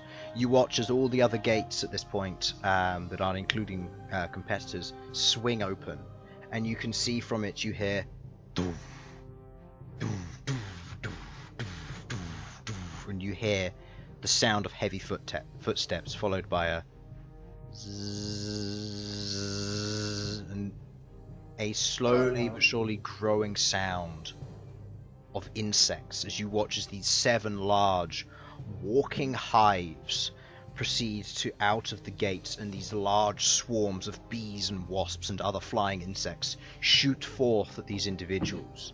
You watch as the small gnome closes her eyes and raises her great sword to the sky, or the longsword to the sky, and you watch as descending upon it a spirit forms around her. You watch as she casts off a basic cloak, revealing very dense, very worn and tough skin as she wields her greatsword, as she charges forward, slashing through one of the swarms. The other one, the human, striking out with the flail, striking through the swarm, dispersing it in almost one hit. The ranger, knowing his position, moves up round to one of the barricades, lets loose an arrow at one of the hives and pierces it on the lower neck. The hive stumbles back but continues moving forward. The elvish sorcerer at this point grabs her crystal ball, brings it to her, brings her other hand to it, and brings her hands in close, tight onto it. As you watch as this fireball streaks from it, striking at the nearby hives, burning 3 of them to ashes and cinder in that one instantaneous explosion. Many of the insects burned and charred fall to the ground near where the explosion took place. There's an uproar from the crowd as this takes place, as the dwarf rushes in, carving 1, 2, 3 into this hive of sorts, breaking into it and tearing it apart piece by piece. Slowly but surely, these individuals, not taking much of a beating, continue to strike at these. When one of them seemingly is about to take what looks to be a very heavy punch, you watch as the gnomish individual stretches out her hand, and you watch as a spirit coalesces around the hive, grabbing onto its arm and stopping it before it makes impact, before its arm disperses and breaks where it's struck by the dwarf who was about to be hit by the hive itself. With a very quick and a very clean completion of this, they finish their task and the hives are dispatched. There's a roar from the crowd, yeah! As this all unravels and unfurls. The individuals look a little bit worn, but not damaged. They're fatigued mildly, as there's the silent whistlers meeting their first match against the hive. Next in this fight, the Mountain Crushers! And you watch... Okay, I'll be honest, I'm feeling a little inadequate right now, guys. You watch as the one team leaves, and you watch as the Mountain Crushers enter.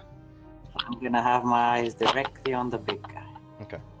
You see the human individual who's got his crossbow out. You see the hulking figure still has all of his robes on. You see the elvish individual, her hood is down. She has her dark hair intertwined with what looks to be a light white that's dyed at the tips and about halfway down, as it blends into that with what looks to be small medallions hanging from the end of her hair, as she stands there with a open staff, which is twisted open wood, as she holds that there at her side, ready to strike whatever comes out. You can see the old dwarf there, wielding some kind of battle axe, but it's strange. It's got a single axe face on one, and then the remainder of the shaft goes into a dragon's head, with a large hole at the end of it as he holds it there. You aren't sure what this is, Sasha. It looks cool, but you don't know what it is. You watch as he's going out, he pulls the metal beads from his necklace and he throws them down. And you watch as they roll along the ground. They sprout these quadruped-like legs that strike into the ground. And from one side of it, you watch as it opens up and this red dot appears on the top of it and starts spinning in all directions. And he says a few words and then continues moving on as he's pulling them off one by one, leaving about 4 of them in place. Elsyan, with your observant, you read the lips as target the big one. You watch as the white dragonborn, as she walks out, she raises her sword very expectantly in her shield, giving off a puff of ice before her. The Mountain Crushers, let us see how they perform against Stalactiger. Yeah. You see the gates open, and you watch as these 3 smaller Stalactigers rush out before this large maned one, the one that you fought, rushes out after them. With a roar, the crowd kind of recoils almost at the sight of these 4 creatures, the one large one, the 3 smaller ones, as you watch as the Mountain Crushers go into a formation. You see the human with the crossbow in the back. You see the large hulking figure standing alone and solitary up front against all of this. You see the elvish druid to one side, wielding her staff and preparing something. You see the dwarf individual standing in the center, and these small orbs now will focus their attention on the big one. Alright, get clear of it! The dwarf shouts as you watch as the large hulking figure rushes at one of the smaller ones. You watch as from inside he draws what look to be 2 short swords, and and you see as his hands and arms are completely bandaged in every way. As he rushes towards one of the smaller stalactites, he carves into it, one attack followed by another and another, striking relentlessly once, again and again. You watch as the large one pounces forward, rushing towards the dwarf. You see all of the orbs lock onto the head of the creature, of the large stalactiger before him. That's right, come to me. And you watch as there's this... There's a massive explosion occurs from the end of the axe, charring and covering the stalactiger in flame and an explosion. You watch as pieces of stone and flesh are rocketed from the body of this thing as it's pushed back, very badly injured. And he says, "How'd you like that, kitty?" And he pulls the large axe to one side, wielding it once again as a main axe, before he rushes forward, carving into the head of the creature, carving through the base jaw of it and separating it from its head, as the stalactiger, the large one, just goes down in 2 simple hits. You watch as the dragonborn rushes up, goes in for a few very clean hits versus the stalactigers, using her shield as a main basis to keep them away, stabbing and slicing at them again and again, breaking them through, before you watch as the human points at one of them and says, "That one, left knee!" And he puts in his crossbow, raises it up and fires the shot as it breaks into the left knee of the creature. You watch as one of the smallest stalactigers collapses before the druid rushes forward, and as she jumps over the edge of the side of it, herself turning into a stalactiger, brings her mouth down onto the neck of the creature, separating it and then breaking the neck in the process as she brings one of the stalactigers down in a single bite. Yep. The match is over. Quick, swift, and efficient between all of them. They turn Sasha is into desperately rays. writing down possible ideas for how to make one of those axes. But in hammer form, obviously. You watch as the crowd roar at the very swift, very well executed match that they just witnessed. The human raises his crossbow, giving a wave as the large hulking figure pulls his short swords back and places them back in underneath his coat, before continuing to walk slowly towards the main way they came in, the rest of them doing the same. You watch as the dwarf goes over and picks up each of the orbs and attaches them back to the necklace. You watch as they go a dull shade of grey after this occurs. What was their original color, or did they change color? They were a bright kind of metallic steel, but then they go to more of a tarnished grey when he puts them back on. Right. So either one use or they have to recharge. Yeah, you get that general sense. Alright, first round for our first 2 teams, a success, flawless in victory. Now, meet our home challengers. They have returned once again to the arena, the Dawn Seekers. And he points out, and the gate before you opens up with the 2 guards pull it open. Okay, I'm sorry, but these guys are like serious, impressive. We're more like Don't be comedy intimidated by group. that. We can still succeed. Okay. Yes. Position yourself in the arena as you see fit. On Elsyan, this side of the thing. Yes. you see that the post that the pillar in the They've got- center has bolts jammed into it or stuck into it from a previous fight, allowing for a very easy climbing to get on top of it. If you Either somebody had the same idea as you, or they're making your life easier because you made a fool of yourself. Excellent. Yes. I shall climb this pillar, and then I shall just. Oh, Chris, just for this fight, I was They gonna. should have put some of those like anti-homeless person spikes on or something. Well, they should have done it. They should have put spikes pointed downwards. Like, to stop me from normally I grasping. don't agree with such things. I thought there were gonna be spikes on the top so you can't stand. Well, it's not a stable surface. It is mildly triangular, but it's not to the What point where side are you you can't going stand for? on it. It just I means mean, that. I'll be honest, I don't want you there, I want me there. Okay, I'll go here then. Okay. Elsyan shall find that pillar. 'cause I And want Elsyan will symmetry. be up there. Okay. Oh yeah, no, Sudz come up one, and we'll make a perfect little battle column. Right. By the way, And then we'll do see Do what- you we'll see want what Featherwing to be happens. in the air? Just above. Actually, above where Elsyan is, just so I can get information as well. What the fuck? Okay. Ah. But yeah. I'm also gonna prepare an action with one of the pom-poms. Okay. Right then. Right. I'm no, gonna get no, you no. your D8. Alright, I'll put that there for you, and we'll see what you can make. I need a generic human. Actually, no, I have a generic human over here, that fits. Alright, generic human, you're gonna be named something in a minute. Maybe. Leroy. No. Leroy. Name. Okay, Chris, Yes. for this fight, because I know they like a bit of showmanship, so I'm going to be trying to like use my spear to almost mimic what I'm supposed to be doing. So when you do stuff, it's kind of like you wave your spear about to perform the Yes. actions almost. Okay. Almost. So it's a yes. fake somatic element. Got it. Effectively, yes. To make myself look better than I actually am, which is 90% of Elsyan. And Make- as with last time, I'm gonna do the smacking of the shield to do a sort of war drum situation. Okay. I'm And hoping smash people my remember war it and drums join as in. well. There you go. We could have done our own entrance music. Why didn't we do that?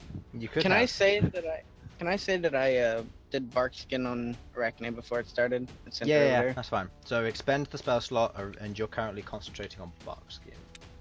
Concentration token goes on you.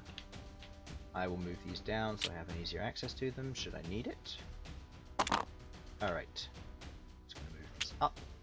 Alright, so as the fight begins, you watch as the main commentator at the top goes, "And they return, the Dawn Seekers. Now let's see how they fight against rocks." Rocks. You watch Oh, the good. gates open, and you watch as rocks roll out.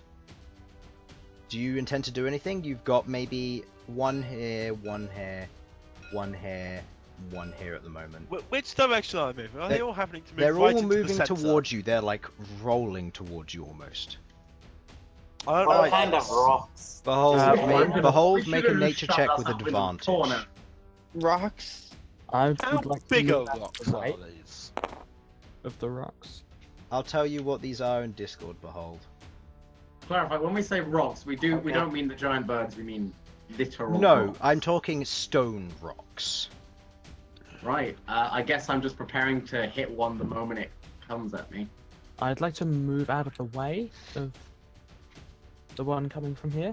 I'm going to try to grasp onto the pillar as That's hard as okay. I can. Am I able to move? Yeah, sure. Cool. Would you like to move, Sasha? I'm gonna Sasha's sort of like stepping to the side and then getting prepared and like as it's coming towards, stepping aside and then swinging. Or that's what I'm attempting to do. Like I'm preparing that action to try and To do what was it again? Sorry, you're preparing? so I'll step aside and then golf swing. Okay. Behold, what are you doing? It worked on spiders. Maybe where is it it'll right work now? on rocks. I'm going to say they are there currently. I'm Going going in- to Going straight towards the center. yell out The Greeks! As you yell out Gricks. their Gricks, you watch as each of the rocks unfurls into a serpent-like creature with a beak at the head of it and 4 large tentacles that erupt outwards. These weren't rocks. Alright. And you They're watch what I had as the previously. commentator shouts and says, "It looks like they were well prepared. They know what these are. But they missed one." And Elsyan, you feel as underneath you, you watch as the pillar shifts. Oh shit! Oh shit! And underneath from you, the pillar breaks. I knew this would happen. Wait, Chris, can I try? Like, how does it break? Does it turn just straight into? No, never mind. It Never turns mind. straight into There's this no way out thing, of this. and you're currently standing on the top of its head. Okay. Featherwing Can I- still. I'm Ready? throwing Malcom here. Before combat starts? Wait, this is my thing. I'm going to try. You've seen a rodeo, right? They're trying to ride the Oh my bull. god. Oh no. You're gonna try and ride the Grick. Yeah! Can I rage before the start? The fight starts? After I yelled out? Yep, sure. So you rage, and I would like everyone to roll initiative now, please. All right, let's get my current encounter want to do page this up. Finally, I get an initiative 5. All Don't right. worry, I'll make up for it. There it is. Oh 2. boy. By the way, you recognize this is a Grick Alpha in the center. By the way, Infernal. These things are What scary. do I recognise it as? They're Something powerful. fucking... Alright, let's use the blue die for the Alpha, because why not? Hey, it was a natural 1. Yeah, it looks like it's meeting its end now. And the... Oh, man, okay. Oh, man, you guys suck. Your initiative rolls are terrible. At least we got the same Alright, initiative. Mr. Strategy, guys. I take care of big one, you take care of little one, right? Alright, so, 25 to 20. 20 to 15. 17. 15 to 10. 12. 12. Have you rolled for Jesus Arachne as Christ. well? Oh. Oh, guys no, I roll. didn't. You want to roll for Arachne and tell me hers if it's higher than what I've done already. 10 to 5. 9. 5. Hers is 12. 12. And Sasha? 2! 2! Aye, last in the initiative. Nice. Yay! Fucking I mean, hell. I've kind of got to at this point. How does this always happen? Look, when you got a negative in your dexterity and you're a cleric because you Oh, don't need it wait. because you're wearing heavy armor. I'm sorry, hers is 13. I was 13? looking at- Oh, okay. In which case that does change things because that means she does go before Elsyan. I'm also throwing my pom-pom here. Alright. Did I notice the big guy behind me, by the way? Okay, you're throwing the pom-pom where? There, did you say? Yep. Alright. Roll your d8 and I'll tell you what it becomes. I need to go to my loot table again. Is there a bad option? Oh, it's 8. 8. An 8. Oh, that's not bad. Let's see if... What is that? That is... Hey, it's a tiger. It's a what? You watch as Malcom reaches into the tan pouch at his side and throws the pom-pom. And you watch as it becomes the colour of an orange fur with black stripes as it transforms into that of a tiger, landing on the ground in front of the Grick itself. Did Actually, I you know notice what? the big just, brick in the just for middle? style, I'm going to use the stalactite tile for this. Let me reset this to make it smaller.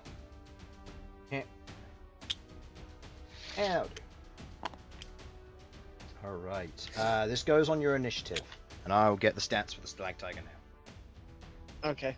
Did we all notice the pillar breaking behind us? Yes, you heard it, as it transformed into the Grick, because the pillar is not the Grick. Oh, and by the way, the bolts are still sticking into it. It seems that this creature has been put there for a reason. So, top of the initiative, Hang on Bhold. to Elsyan, that'll help.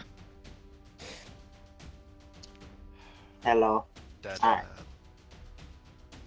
So how's not Behold, Elsyan on top of it again? Let me draw it for you. So this is the base of it, then it curls up like this, then it has its tentacles going out like that. This is its beak, and this is Elsyan. He's doing that thing where he's got his feet on either side of the beak. I've got many knives in my clothes. I could just drop them into the base. You could if you wanted to, but it's not your turn. Behold, what would you like to do? Let me get the stats for a tiger. Just so you are aware, a tiger is CR1, so it's actually pretty good. And I'll monitor its stuff. Alright. Mr. Greek. Sorry I have to do this. But you're going to... Fuck. Yes. So moving up to it, and you're already in a rage. Okay, reckless attack. What's that to hit? Behold. Uh-oh. Me, Chris. Hello? My Discord disconnected. It wasn't my internet. It's fine. Hello? Hello. Can you hear me? Yeah. What's Okay, it was a 14 to hit. And you're raging, and you're Recklessing. Yeah. Yes. 14 just hits. Okay, so that's Okay. 10, 12, 19 damage. 15, 19 damage to the green 19 and a constitution saving. Okay. So, And Constitution save is a total of 13. I believe the DC on Chill's Bane is 15, so if you want to go ahead 15. and roll the D6 additional damage. 3, and Nice. its movement is halved. When you do that and you strike into it, you cleave through two tentacles, breaking them off. You watch as it screeches and pulls itself back as your blade, as the cold begins to go and grow inside of the wound itself, traveling down its neck. You watch as it frosts over and breaks off, opening up a further wound. It's alive, but very badly hurt. Arachne. Followed by Elsyan. 1, 2, 3, 4, 5, 6. That's fine. Or 6, 7. You're good. Alright. And she's going to... She does Attack get this. flanking. Yes. Cool. What's her die again? I believe it's a d6. Yes. Is it 1d6 or...? Yeah. Yeah, 1d6. No, it's a poison that does bonus damage if it fails. Mm-hmm. That does hit. And that is a 17 plus whatever, so would hit. That's 5 Plus points of 5. piercing, plus +3. 3, so that's 8 damage, plus... That's 8 damage. What save is that? Con. Con save... That's a 4, so it fails. Yep. Oh. It's poisoned, and it takes what? It takes I want to say 2d6? plus 2d6. Yep, roll the 2d6.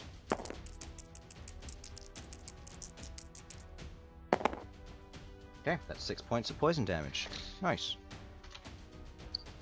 Moving into this one, you watch as Arachne scuttles over to one side, bites into the tail of the creature as you watch as the poison begins to flow through the base of it, travelling up to the main head of it where the tiger now remains. Elsyan, your turn. Excellent. You're on top of a done. Grick. If you're trying to target anything else, you have disadvantage. But, well, you know what? As you said, I am balancing over its mouth. So, its mouth is open, correct? You're gonna Yes. jump in? Oh god, I'm now so tempted to jump in. Why would you say that? Okay. Get me out here. Hammer it to shit.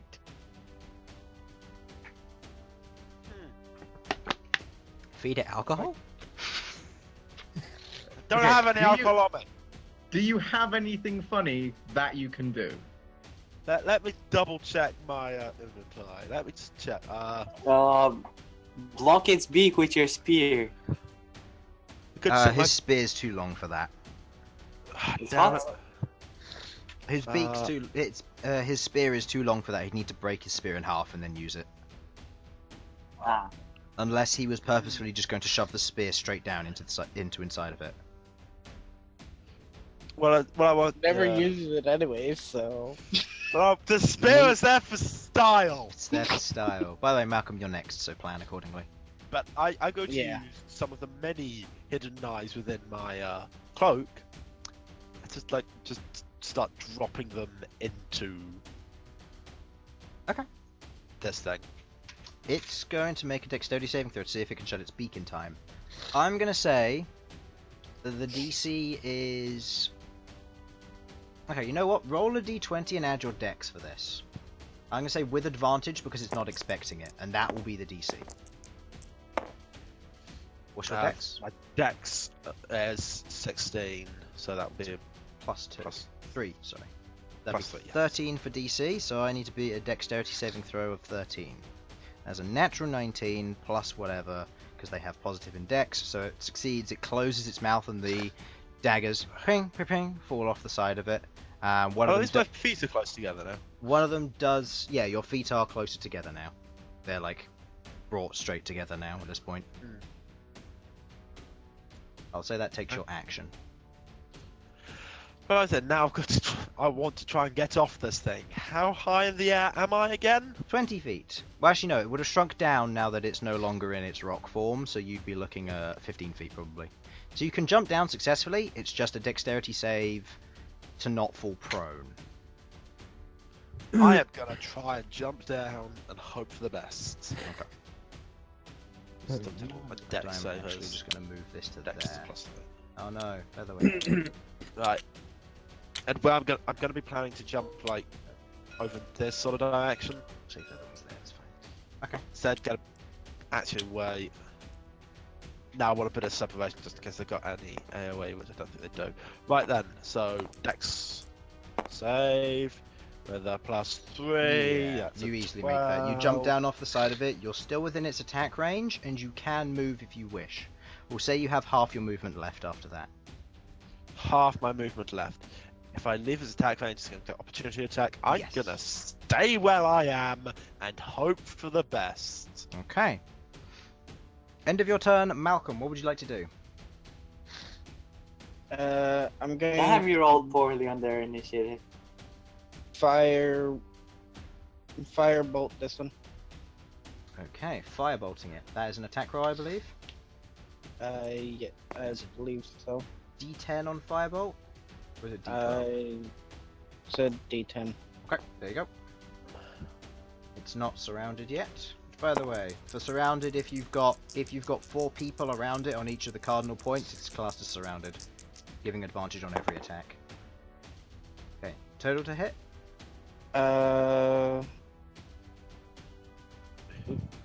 Hold on. I believe that's 2. I think that's a +2. I'm not sure. It will be your proficiency, which is 2, plus your constitution or your charisma modifier, because it should be the blue one. Cantrips. Spell attack bonus 2. So this Huh? looks Spell attack. Bonus 2. No, it that's is. what it It is spell attack bonus 2. Yeah. No, it's. says. Yeah, no, it is. It shouldn't. It's not plus the proficiency. It would just be +2.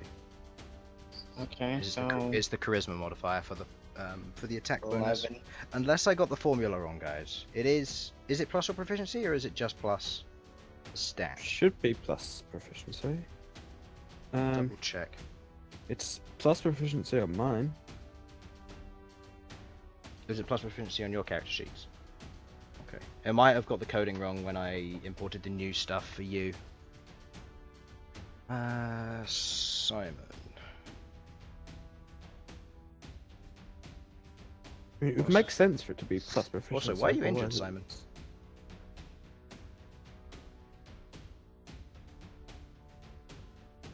Back at max health, remember. Yeah, it is plus proficiency. I just... Oh, yeah, because I had to remove it. I had to remove the coding just because otherwise it wouldn't have worked properly when I put the rest of it in. So, yeah. So I need to do plus this. Then I need to do that, and hit enter, go back to here, do this, do that. Okay, this is just going to solve all your stuff because I've been doing things wrong apparently. Okay, I'll also make sure that the rest of your guys' stuff is also working properly when I get back to this. +4, so. +4. Still doesn't hit, unfortunately, you just miss against its AC. As you fire the firebolt, it streaks through the air, striking against the side of it, but the fire doesn't cling to it, it just ricochets off, scattering to one side of it. I'm just gonna point to it and say attack for the tiger. Okay. That's your bonus action you use there. You still have movement if you wish to use it. Queglod, your turn. Okay. You said this one was on the verge of death, right? Yes. Or very not much so. looking too good at all. It's not What looking great, no. Tiger? Oh yeah, tiger gets an attack. Sorry, my bad. Yeah. Oh, is it? Yeah, it's the tiger. I forgot the Yeah, tiger yeah, has, no worries. has stuff to do. So, tiger, because you have commanded it to attack, is going to use its... It's going to use its bite attack. So if you'd like to roll me a d20 plus a d10 for me, please. With advantage, because it is flanking. Yeah. Oh, whoops. There you go.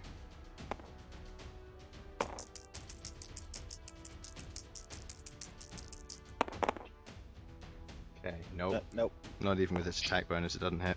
No, as it goes to try and bite into it, the Grick snaps back, using one of its tentacles to deflect the strike, pushing it away. Queglod, your turn.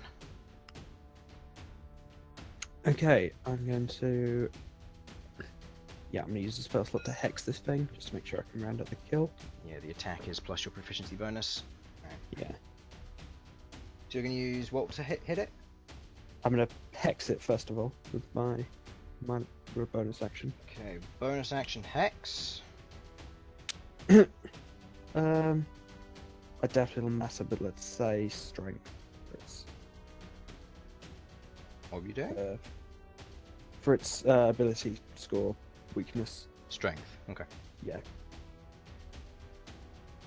And then I'm gonna hit it with an blast aim for the wound that Bhold left.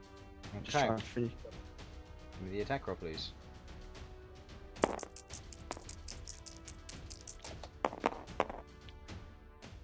Okay, what's that to hit? No, that's a 12 total. 12? No, as you fire the Eldritch Blast, you shoot it out, thin needle-like shape as it streaks through the air, Yeah. striking and passing through the hex, but not actually landing a target. As it strikes and ricochets off another portion of it as the Grick turns in reaction in a desperate attempt to keep itself alive.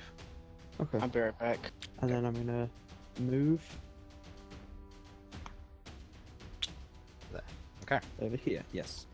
Alright, end of your turn. It is now the Grick's turn. So, attacking you, Behold, it has advantage due to... I'm not going to use the blue die. Blue die can sit this one out for a bit. It's going to attack you with advantage because you are because you're reckless against it, correct? Yep. Okay, so that is a 13. It does not hit. Does not hit with its tentacle attack. Okay, that's the end of its turn. This one is going to go 1, 2, 3, move up here. This one's Alright, I'm gonna back. This one's going to try and strike you, Sasha. That is a... Nope, that's an 8. That doesn't hit. So it doesn't do anything else. This one, 1, 2, 3, 4, 5. Good there to gain advantage. Surrounding you. That does hit. That's a 21 to hit. Elsyan, you better be ready to reduce your health because you take... Ooh, that's some high damage rolls. That is 13 points of slashing damage as one of the tentacles whips into the side of you as the hooked end breaks into your side and tears through. As it goes in for a second strike now with its beak lunging forward. That's hit. That's 23 to hit. As it does 5 points of piercing damage as it brings itself in and bites in the same place the claw latched on, crunching into your arm. So wait, so how much total damage is that? That was 13 plus 5, so 18. 6. How many hit points do you have left? Yep. The squishy. 6. This one is going to attack the tiger because it is directly facing the tiger, so it goes for a basic attack with disadvantage because it is poisoned. That that hits the tiger's AC. Tigers have low AC.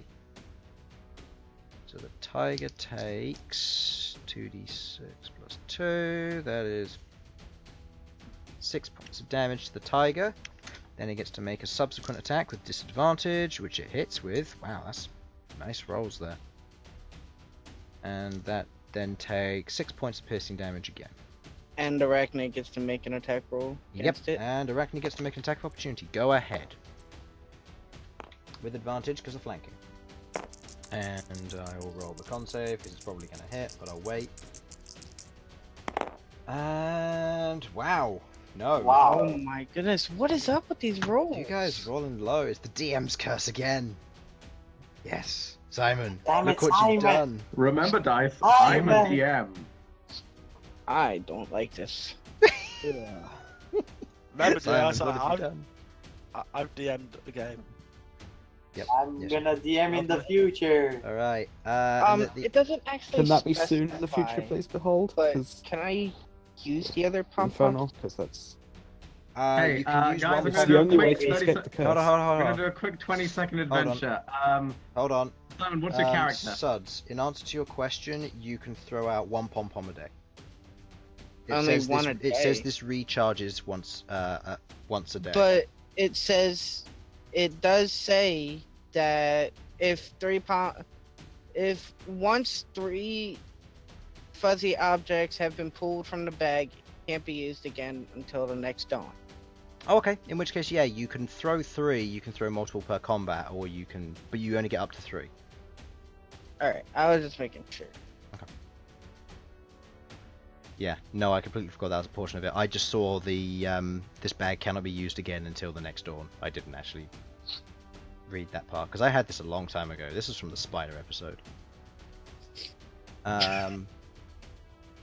So yeah, okay. So your attack misses, doesn't take any damage. That's the end of the. Oh no, the Grick still. No, the Grick missed its attack on you, didn't it, Harlan? I believe so. Oh, yeah. they rolled Yeah. like an 8. Yeah, it rolled an 8 total, so yeah, it failed. In which case, it's now the Grick Alpha's turn. Now, Elsyan. It has the lowest fucking initiative. Now, Elsyan. You were on top of it, and it doesn't like letting its prey get away.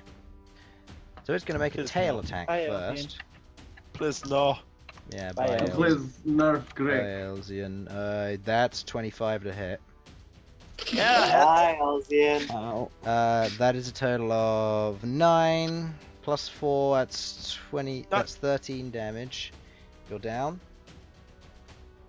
you Okay. think? It is then going to use its follow-up attacks, do tentacle attack, and then it is going to try and beak you. Because you are prone, it has advantage, so as long as it hits... Okay, that one hits. That was a total of 18 to hit. And that was a total of 26 to hit, so you are dead. Bye. As that is 2 auto crits because it's in melee range. That's it, Elsyan is down.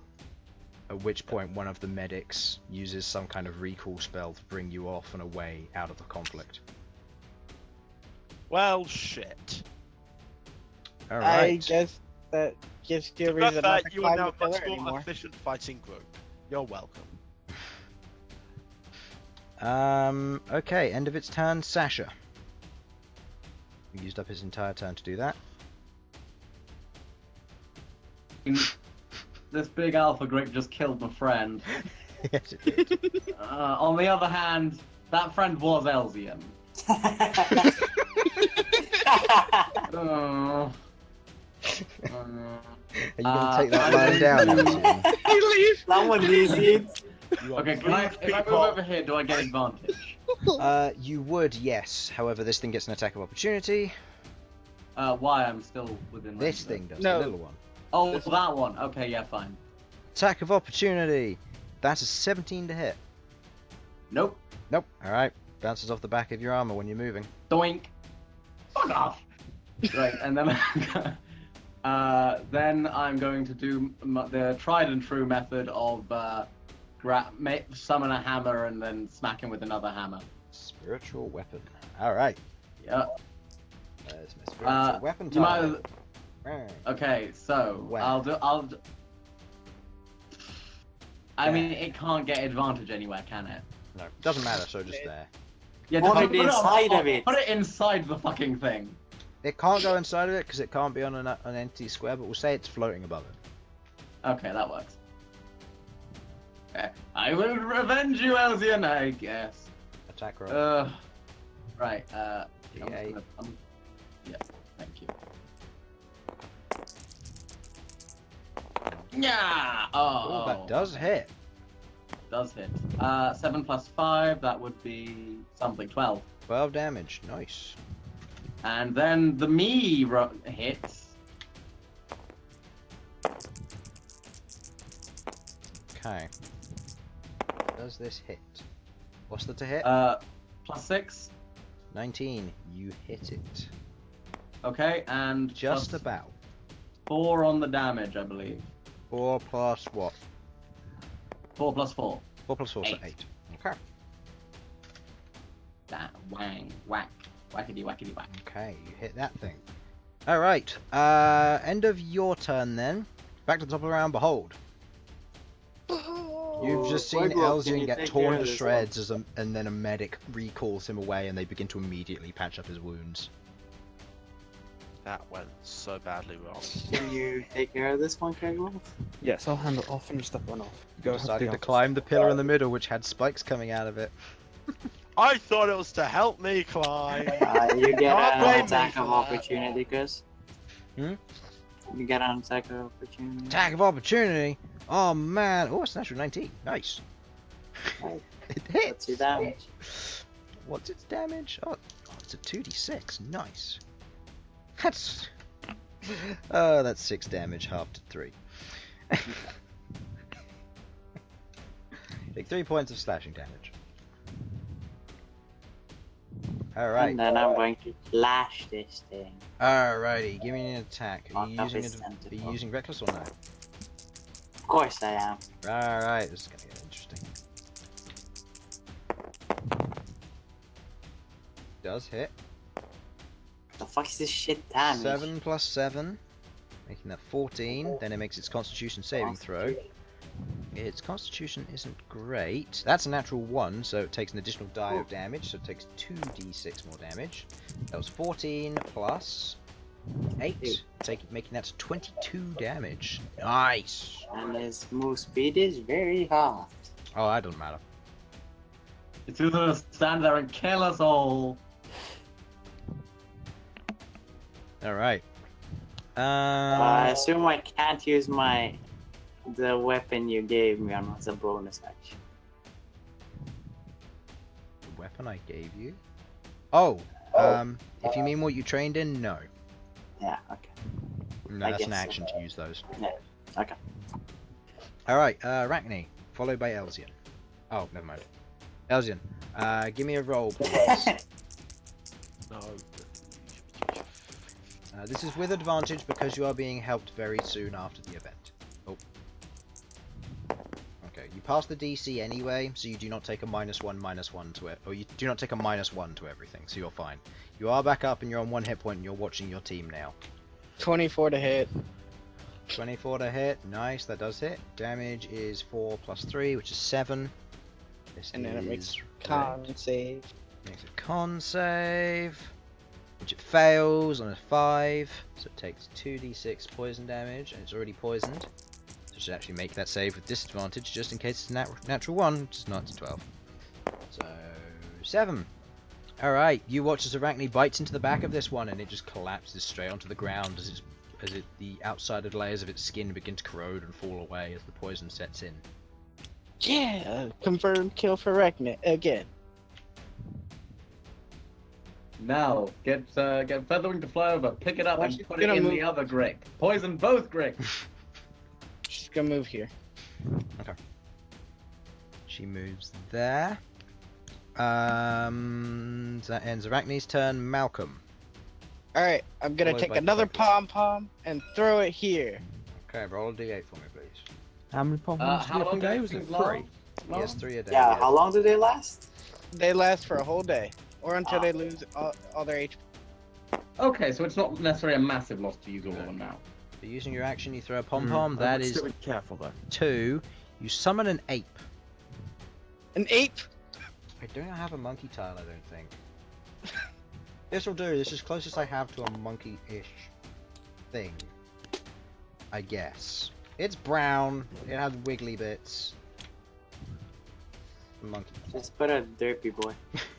You can have Monkey. you have a pretty derp. There we go.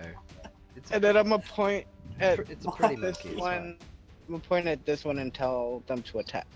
Okay, you tell both of them to attack. Okay, and of your turn, they move in and they go in for the attacks. So roll 1 thing plus 1d10 for the tiger, and I now need to find the stats for the ape. And then I'll need to write them down. Ooh, that's 60. a nice damage. And the 7. Yeah. Okay.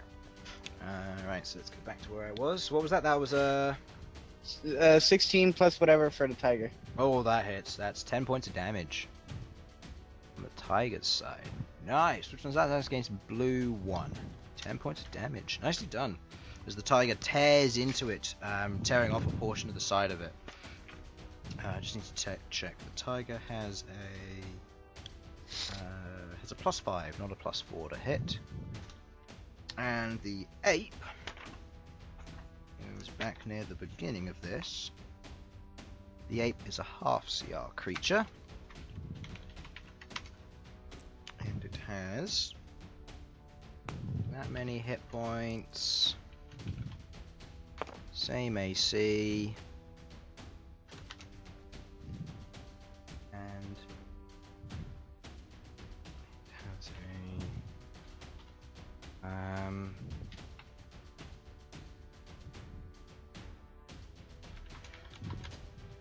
the damage is that. Alright. Alright, so then the ape is going to attack. It gets 2 attacks. It gets 2 attacks And and it has advantage. The damage die is a d6. D6. Alright, here's the first attack.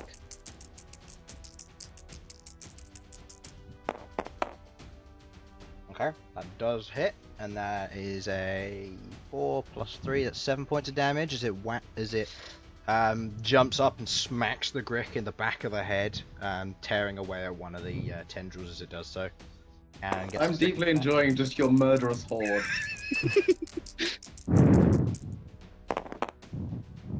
What's that to hit? That is an 8 plus 5. That doesn't hit. As it goes to strike again, the Grick with its other tentacle pulls it back and whips the ape in the face as it's pushed back onto its tile as it begins to pull itself and scramble back to its feet. Quickly, Look. someone get a switch over to all the cardinal points and really fuck it up.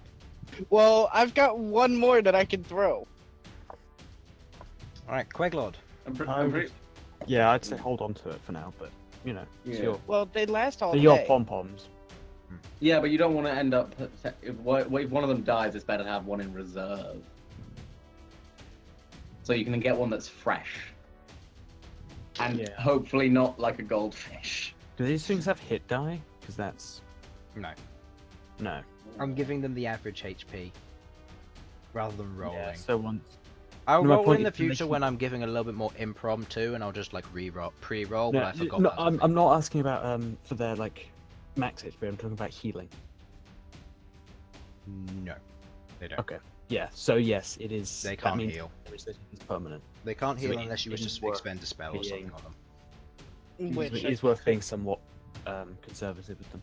Alright, Malcolm, you do still have a bonus action and a movement if you wish to use it. Otherwise, Queglod, your turn. I don't have a bonus action because bonus action was used to tell them to attack. Oh, yes. Correct. And I assume you're not going to move, so Queglod. Okay then, I'm going to have another go at this. Another Eldritch Blast, again targeting its wound. Okay. Give me an attack roll. That does hit, 15, is that? and that's enough to finish it off. Excellent. As you bring in the needle and you swing it forward, it strikes into the side of the creature, just roughly below the beak on the other side. As you break into it, you watch as the beak slows off a bit and it just falls to the ground. Hex fading on that target. Okay, I use a bonus action to move it to this guy. Okay. Right, and I'm moving over here. And I'm gonna call out to Bhold and Sasha. Malcom and I will finish off the other smaller ones. You take down the big guy. Right. And then my turn there. Okay. Good God, Elsyan is useless. Elsyan, you just about hear this off of the edge when you just about wake up. So the Gricks are now going to go. This one's going to move over and strike you. This one's going to attempt to attack Arachne, because Arachne's the one who caused it trouble. Actually, no. He's not gonna go behind Malcolm and get advantage. No, the tiger is the one that's going to... It's actually going to attack the tiger, because the tiger was the one that did the most damage to it. So, Yeah, because Arachnid did no damage to it. yeah, this Grick isn't going to move in behind because it has no reason to. It's just going to move as close as it can because it's currently covered in shadow and stuff. They don't have the intelligence to move and flank. The other one moved and flanked because it was being surrounded Elsyan, who was a previous target. You're a new target to it. So, to hit against you is a 16 to hit. That does hit, I think. That does hit with your breastplate. If you have a +2, that should be your AC as 16. 14. It does hit.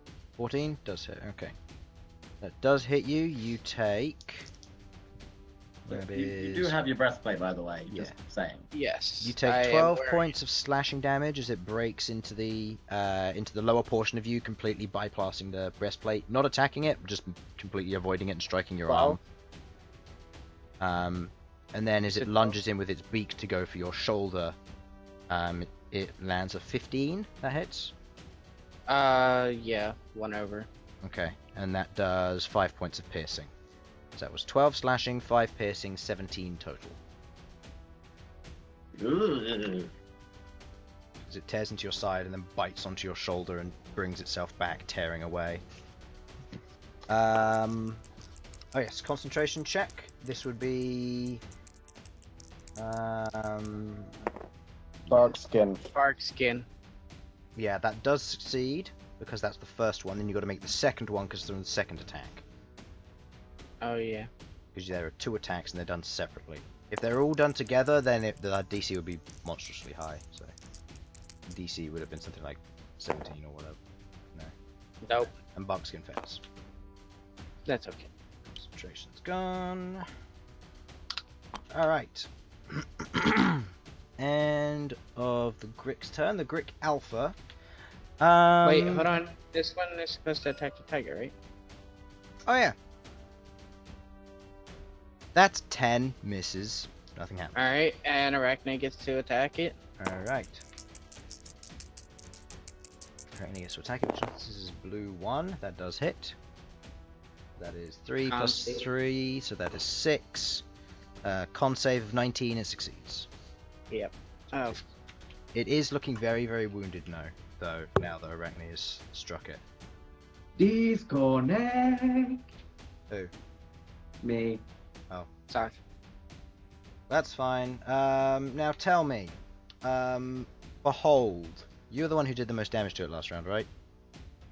Just, Probably I did 22, I think. Yeah, you're the Yes. one who did the most damage to it. It's Yeah. going I to try and came attack close you. though. And you reckless, correct? Yes. Alright. That is a 17 to hit. It's You take...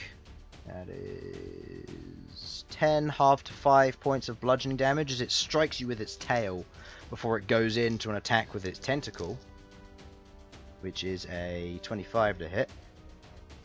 it does hit this. So that was 5 from the previous damage. That was pre-halved. Ooh. Oh no, yeah. What is it? Oh, 24 points of slashing, half to 12. I'm going to lower that. Oh, I'm rolling the wrong die! My apologies for that one. That's supposed to be D8s, Oh. not D6s. Yay! You Now, scared me there. I'm going to keep the dice to the D8s because they could potentially be lower. I did roll 3 6s and a 2, so that's pretty good. But, oh well, D8s, here we go. That's 15, plus 4 is 19, plus 4 is 23, halved to 11. I'm gonna lower that. Yay, that was So, whole one lowering damage it, left. this is based on the initial value of 23, so what's that? 8, 8 so plus plus 3. plus 3, so that's 11, so that takes that down to 12, then halved to 6. Yep. So you take 6 points of slashing damage as it strikes you, and then it gets to make a beak attack, because oh, there goes one of my dice. Then it gets to make a beak attack, the white die. So it means I have to use the blue die, I'm sorry. No. It's If it's fine. a 20, It didn't roll an natural 20, it's fine. It rolled a 14. Which is still the higher result. it's a hit. So that is a 14 plus 7, taking it to 21. And then that's a 2d8 plus 4 piercing. Low rolls. 7, half to 3 points of piercing damage. Yeah. Got the white one back. And put those back in there. Alright, so that's its turn done. I believe... No, okay. So that ends its turn. End of your turn, Sasha. Okie dokie. I mean, obviously, I'm using my bonus action to attack with the. Spiritual weapon. He's lagging because he's loading. It's not an issue. With.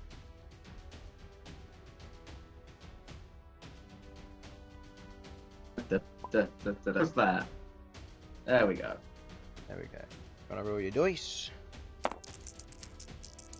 mean, I don't want to. I'd like for it to just happen, but I kind of have It doesn't quite work like that. Doesn't hit. But. It swings in, Well- the Grick headbutts it, punching the hammer out of the way, seemingly doing no damage to the outer hide of it. Well, then, in that case, Fuck it, I might as well. I'm gonna cast Inflict Wounds on it. Okay. So that's a touch-based skill, the attack, and it does 3... What level are you casting it at? First level. So 3d10. Yep, and advantage because I'm in. Oh, yes. Advantage because you're in... because you're opposite.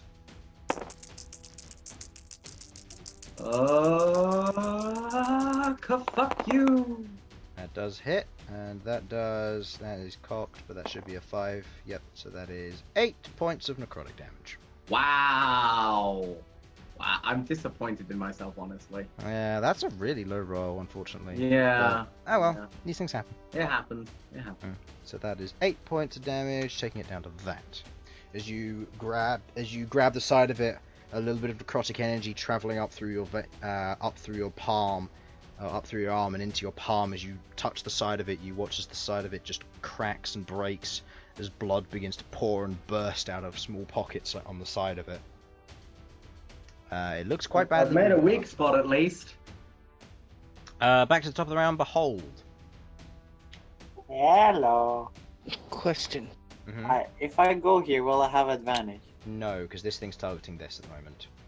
It's only because Malcom wasn't targeting anything in particular that he got to give advantage. You could go round over to like. Could he go round like over to there? No, he has to be directly opposite. Oh. Well, I mean, if he wants to go there, I'll be putting something here too.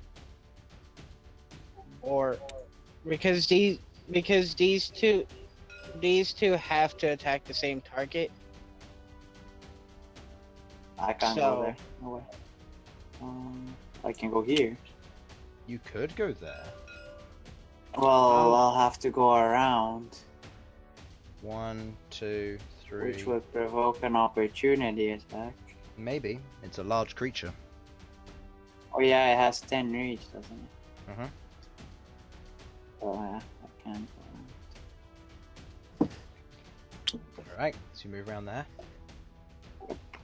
Oh, so it'd be And I'm there going to be to- flanking, by the way. as a side note. Oh, it has to be here? Oh, yeah. Is that okay? Yeah, I'm pretty sure I can do something. Or I could just move myself there. Either way, it doesn't matter. And I am going to ram the sword into its mouth. Reckless or no? Asking the important questions. Fuck it, why not? Hmm? At this point, fuck it. Alright, recklessing attack. Go for it. Come on, 20. Where is the 20? 19, and that's a high damage roll. 14 plus 7 is 21. Yep. And a Ooh. constitution. Boy, constitution saving throw. 16 plus 2. That succeeds. Yes. You're safe. I am indeed safe. Ho. Alright. End of your turn. Arachne goes. Arachne. She's Alright. gonna attack. Arachne. Arachne Biteru. It's dead. Yep, it was badly wounded enough after all the bites, but Arachne again jumps up onto its back, bites into its mane, where its head would be, and just tears a portion off as it falls to the ground with Arachne. I'm just saying, the other teams either were mega over leveled or they just had very easy fights. She's gonna move there. Okay. She moves there. And at the end of her turn, Elsyan, doesn't matter, unless you want to do something, Elsyan. And Malcom, your turn. I'm pointing to this one. Attack. Okay. And would you like to move? I'd like to try to get them into these positions. Actually, no. I'd like to try to get one here and one here. Where are you going to move? And I'm gonna move here. Okay. Alright then. They will be focusing on this target, however, so they cannot provide Yeah. an advantage going that way. Yeah, but when I do get to have them focus on here, then Okay. they'll be able So, this tiger has 1, 2, 3, 4. 1, 2, 3, 6. Hold on, I need to double check. What's the move speed of an ape and a tiger? Tiger's going there for a very specific reason. Let's check the ape first. Ape has a move speed of 30, so actually, they were there, weren't they? Yeah. What's the tiger's move speed? I need to check. If the tiger's move speed is more than 30, then this will still work, in which case it's fine. Does it have what 40. I think it has? 1, 2, 3, 4, 5, 6, 7. Where was it? Here or here? I want one here. Okay.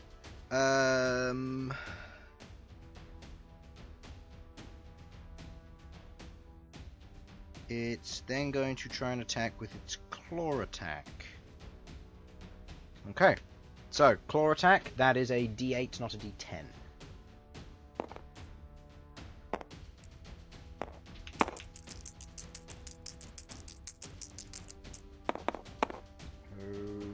Okay, that does not hit, Okay. fortunately. Well, As it goes to adequate. try and pounce on it, it fails its strike against the creature. The ape, on the other hand, is going to go for its 2 attacks. Good. That doesn't hit. Wow. Actually, no, that's a +5, isn't it? Yeah, that hits. Oh, 9. 9 damage plus another one that does hit. So again, another 9 damage. I disconnected yet again, but I'm back yet again. 2 lots of 9 damage. Ooh. Nice. Against that thing, punching it once and then again, striking it both times. End of your turn, Malcom. Queglod. Okay, again. You can help them with the big one. Quick Lord, I got this one underhand. Well, I've got my hex on it. Just asking, are these holograms or are they actual monsters? These? Yeah. They're actual monsters. Why? Just asking. And how would Bhold know what a hologram is anyway? I don't know. Behold is Imagine. Bhold has degree from from Outlander From, Physics University. He has PhD in thingies. he has PhD in thinking. No, he has many PhDs. He stole them from nerds. He won them in arm wrestling. Alright, so. Okay, where this guy's been sort of surrounded, I'm going to try and finish him off with an Eldritch Blast. Okay. Give me an attack roll, please.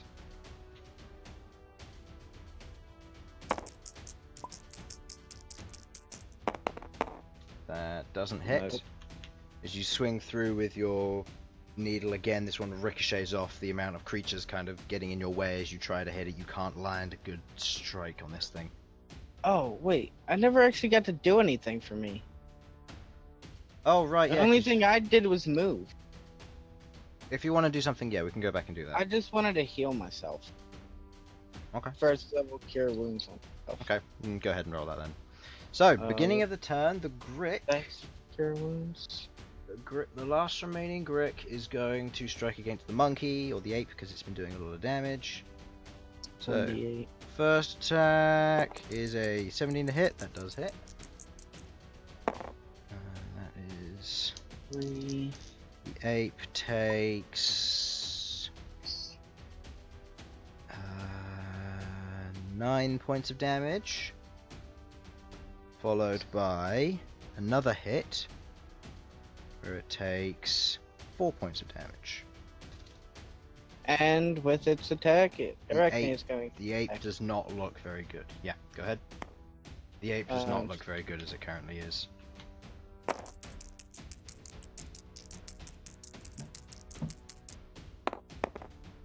That 9 plus 5. does hit. Just meets its AC. That is 4 points of damage, plus the Constitution save, which is a 3, so it fails.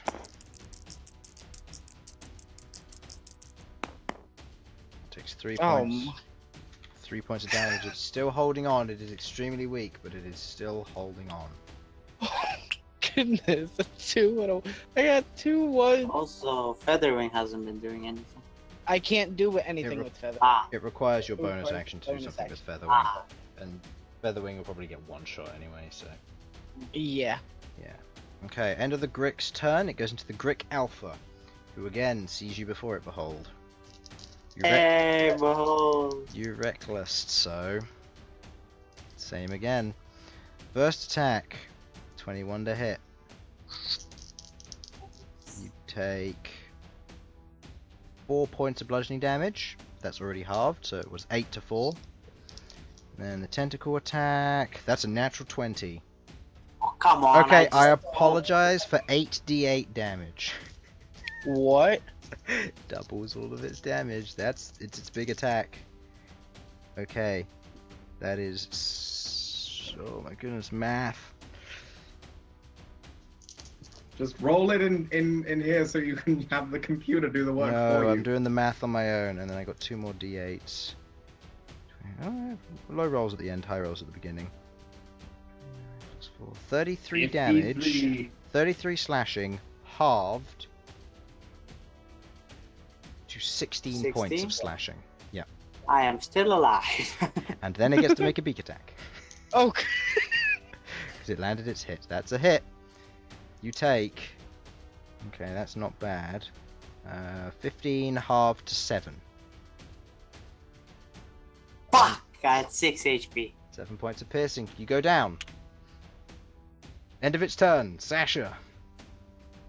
Please heal me. Oh, I can't be healed. Fuck! you can be healed. You What? can be picked up with He healing. he can be healed up to 1 hit point. Yes. Yeah, but what's the point? I can kill it. I can Yes, you kill it. know? Can Yes. you guarantee me that you can kill it? You Yes. could always use your bonus action first, because it takes an action to feed him a potion, it takes an action to cure wounds.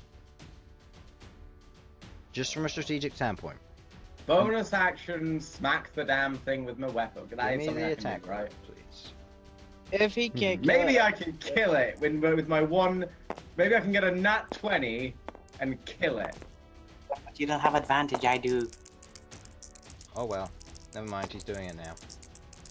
Well, Maybe, I mean, I've still maybe got they my could just whole- ignore you I've got my like whole they action. ignored them. This is the bonus action. Yeah. I still have my whole action to heal you up. To murder it. Or you. Your choice. To murder you. Oh, he's gonna murder me. That not hits. him. That is 2 plus what? 2 plus 5. Okay. You watch as 7. the as Bhold Please let goes, my dinky little hammer murder it. as it brings its tail in, striking at Behold's side, the tentacles lashing forward and striking, raking back against his flesh. Before the beak goes in around his main collarbone, you hear a snap and a tweet and a scraping sound as it pulls its beak away, and Behold collapses to the ground to the side. As your hammer is poised in position, prepared with a golf swing, it swings through, striking against the beak as it shatters the top portion of it, and the Grick's head is pushed to one side as it falls unconscious there on the ground from that strike. Yes! Perfection. Okay. Nobody steal my kill. So question. Will Behold be fully healed when we finish Oh. this? When you fully heal, no, he'll be put to 1 hit No. point. Oh, he'll be put at 1 hit point, so I don't need to spend anything. Love it. True, but if he fails his 3 death saving throws or rolls a natural 1 and he dies, there's a chance he has a -1 to everything. Damage, to hit, saving throws, ability checks. Please heal me. But hear me out here. No. 1, 2, 3, 4. No. Oh my. Yes. No, don't steal my kill. If I go here, do I get off of Yes, Arachne? you or... do. Okay, excellent. Smacking time. Go on then. I'm Don't Michael make me point at you. Smackintyre. Don't make me point at you. I have a tiger and a point- monkey. I... That Slice does hit. crash here. Roll. Actually, no, it doesn't matter. It's dead. It's dead. You jerk! My kill! Yep, as the Grick is brought down, as Sasha just runs up and goes, "Kill steal!" Bonk! Whacks it over the head, and its head just breaks off and snaps as it falls to the ground. There's a roar of praise from the crowd from completing this. And I'm the gonna do- Gricks are down! One Okay, casualty taken, revived but taken, and another still on the ground, bleeding out. None of the medics are moving from the edge. Right. Behold, I would like you to make a death saving throw, seeing as your team left. Oh. Okay. Yeah. I'm gonna. 7. 1 fail. Wait, doesn't he add his Constitution mod to that? No. Oh. I'm just gonna use the first level cure wounds just to get him up. First level Q wounds. You're on 1 Or hit point. alternatively, a healing kit. Or a healer's kit, whatever, something. Alright. Healing kit, you use 1 charge of your healing kit, putting you down to 9 charges. Note that down. Okay. And you are stabilized, Behold, but you are not awake, and you're dragged off by everybody, along with the creatures. There's a roar of approval from the crowd.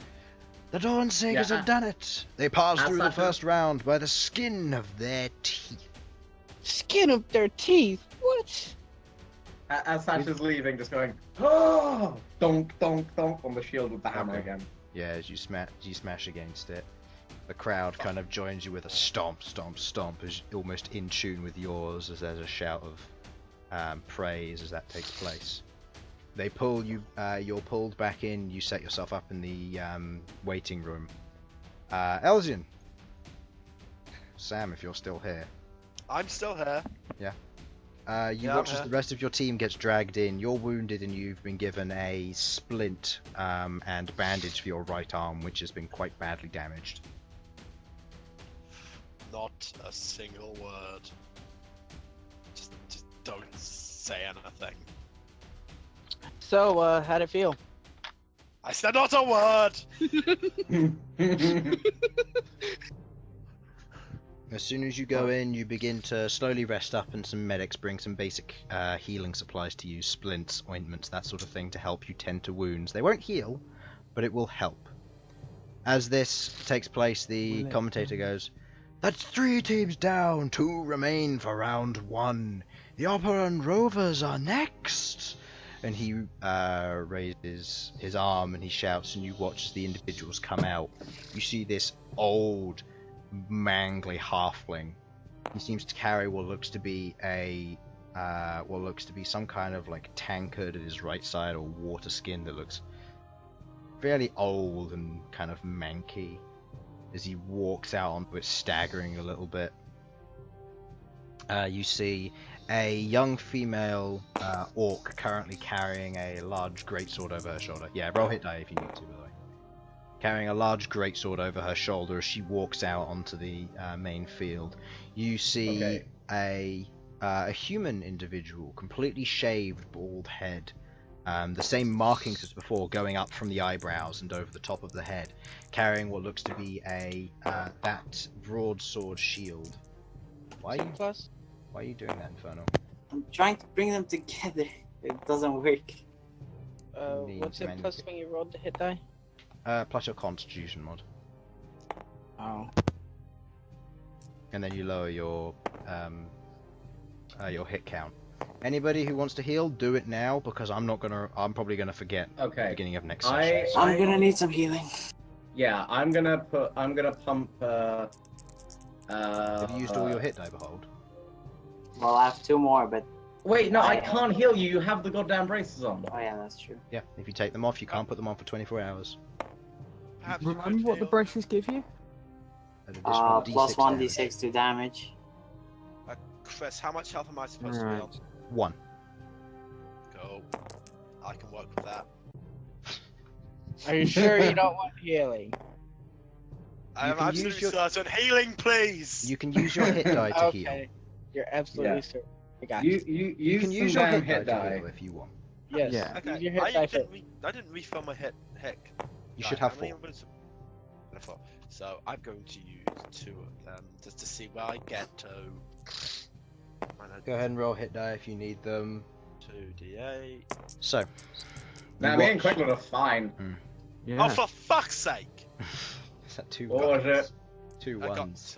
I got 2 ones from my And your hit. Constitution That's mod is 0, so that's 2 hit points. You're on 3 health. Okay, I'm gonna use the come. other 2. Fuck it. Another 2 other There ones. you Oh. go. 12, putting you up to 15. Oh, what? that's his full health, right? Pretty Still much. missing 9 hit points. I've got to drink I've got to drink the health potion that I've got, which is 2d4 plus 2. Yeah, that's right. I'm desperate here. 2 ones. Just don't even joke. 6 plus 2, which is 8. So it puts you up to 23. Okay. You're fine. Okay. Yes, I am fine Right. now. I'm missing a hit point. That's Quick, fine. drink another healing potion. Honestly, if I had another one, Infernal- I would. Can Infernal heal using Hit die. what do you Yeah. call it? Hit die? Yeah. Yeah, he can heal with only hit die. It's magical means that are stopped. Okay.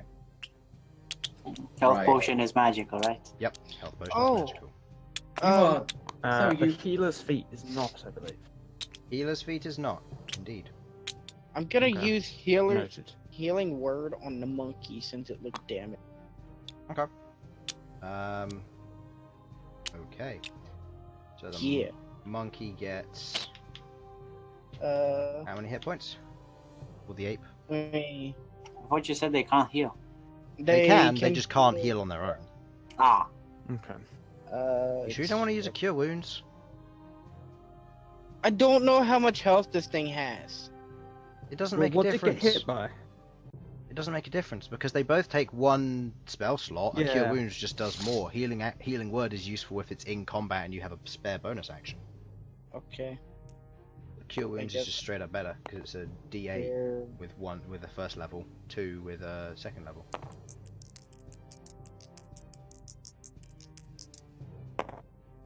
Oh, that's with a +6, so that's 8. 6, 8. Okay, it's back up to moderate. It's not looking terrible anymore. Well, I don't know how much health I got, so. Let's be honest. We're probably not going to.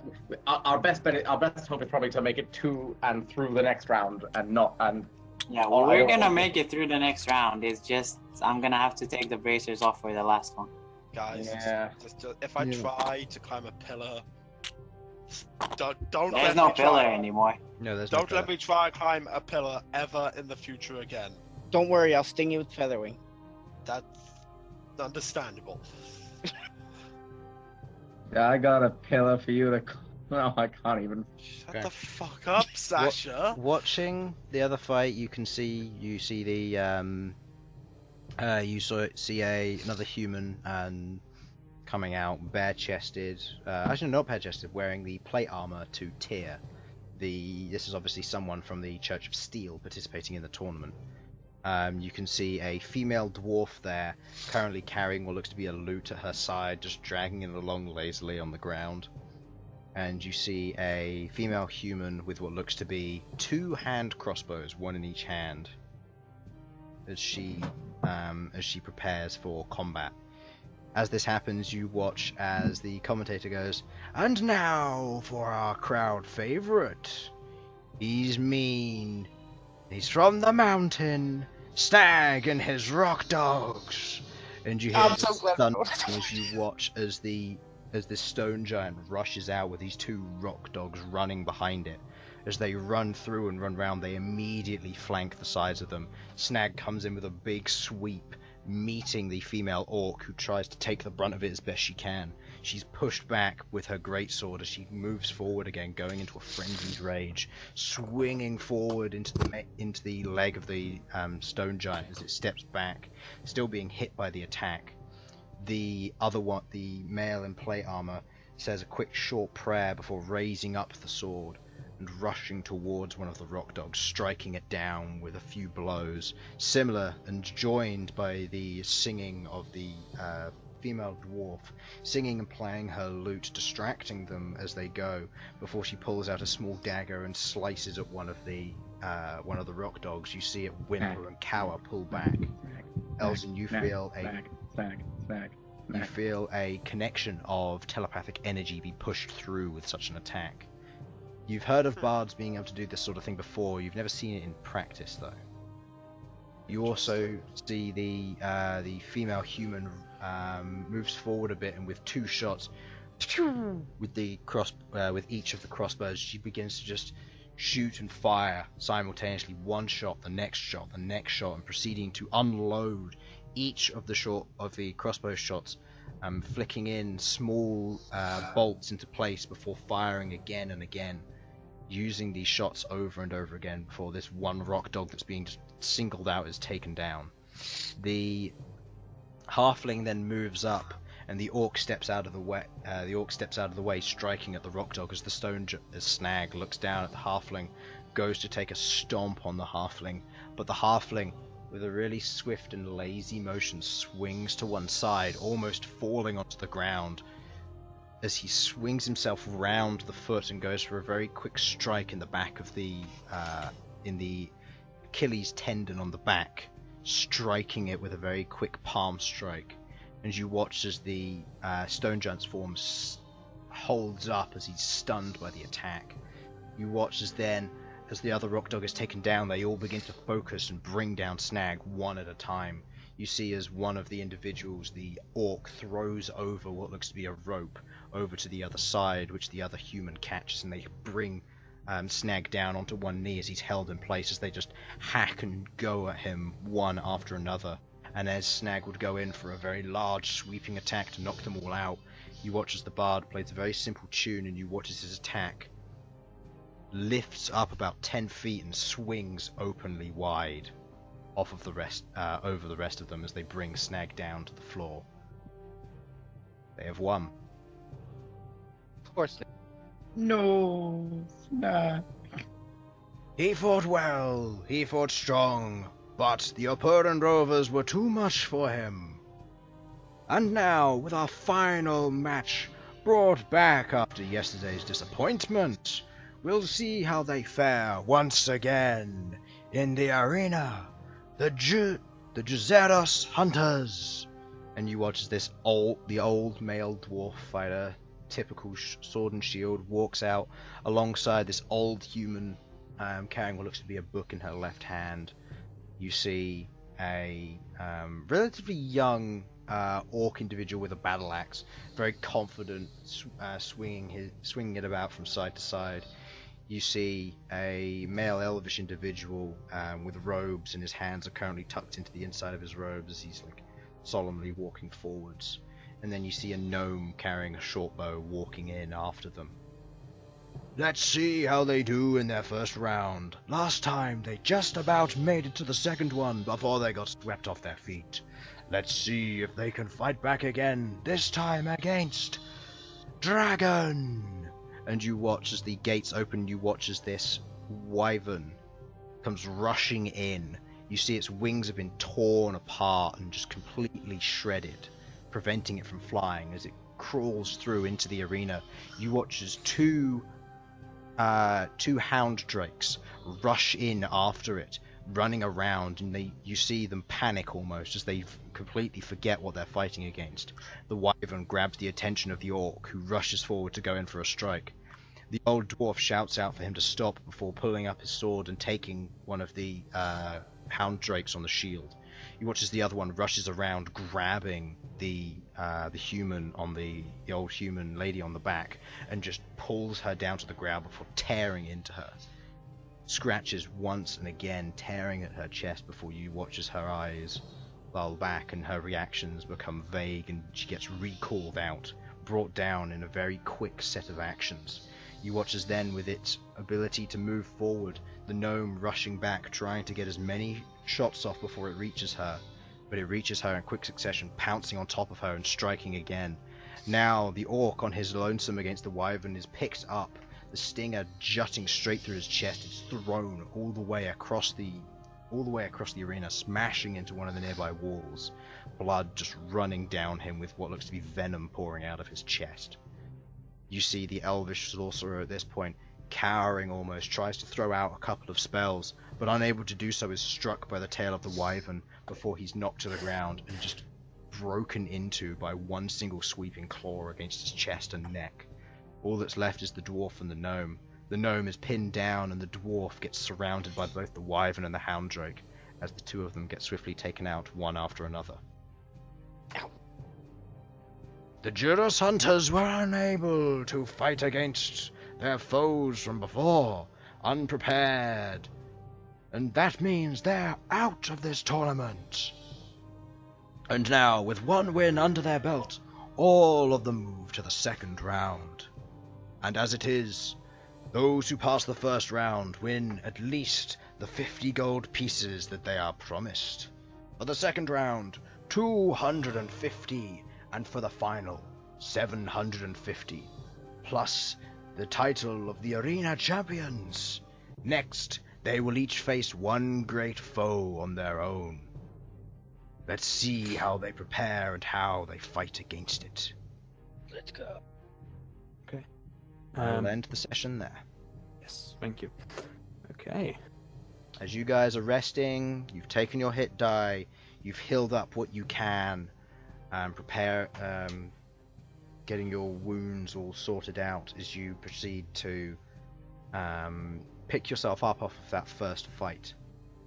You hear the shouts of the crowd, the stomping feet as they're leaving an intermission, allowing people to rest and recover a small amount. You see that there are test fighters out there going off against each other, sparring in a gladiatorial type tournament. Others fighting large creatures, not as large as what you're facing, but still relatively large, lions and tigers, giant spiders and other creatures, as they begin to fight them. You're starting to get the sense that they aren't limited on what creatures they can get, and they might be from all over the world. So, with that, our adventures are resting. We draw to a close, and that is the end of our session today. So, thank you for watching. Hope you enjoyed, and feel free to follow on the side. Yes, and I will probably be doing some Twitch streaming this Tuesday if you are interested. I'll either be doing Jurassic World Evolved or potentially doing some Frostpunk, depending on how things go. Maybe something different depending on what Infernal wants to do, if anything. Now, and then come on, we'll have what's our the session thing? on Thursday, hopefully, where our players will Finally get to do the war. finally get to fight against Crawley, potentially. We'll see what they do. And if not, then we will be doing another arena match with new characters, and I will let my players choose what they want, make new characters, and I think we'll bump them up to level 8 or 10. We'll see. Ooh. I'll roll a okay. d20. All right. I'll roll the d20 It's now. a nat actually. 20. It's like, Nat one, nat one, I nat rolled. one, nat one. No, I rolled a nat 8 on the d20. So level 8 it is. So you guys can bump Did yourself you? up to level 8 Oh, when we get in there. real life. We I will thought it look was at in that. yeah. So we will deal with that when that rolls around. If you want to make your characters, you can speak to me beforehand and then go from there. Thank you for watching. Hope you enjoyed. Bye bye. bye.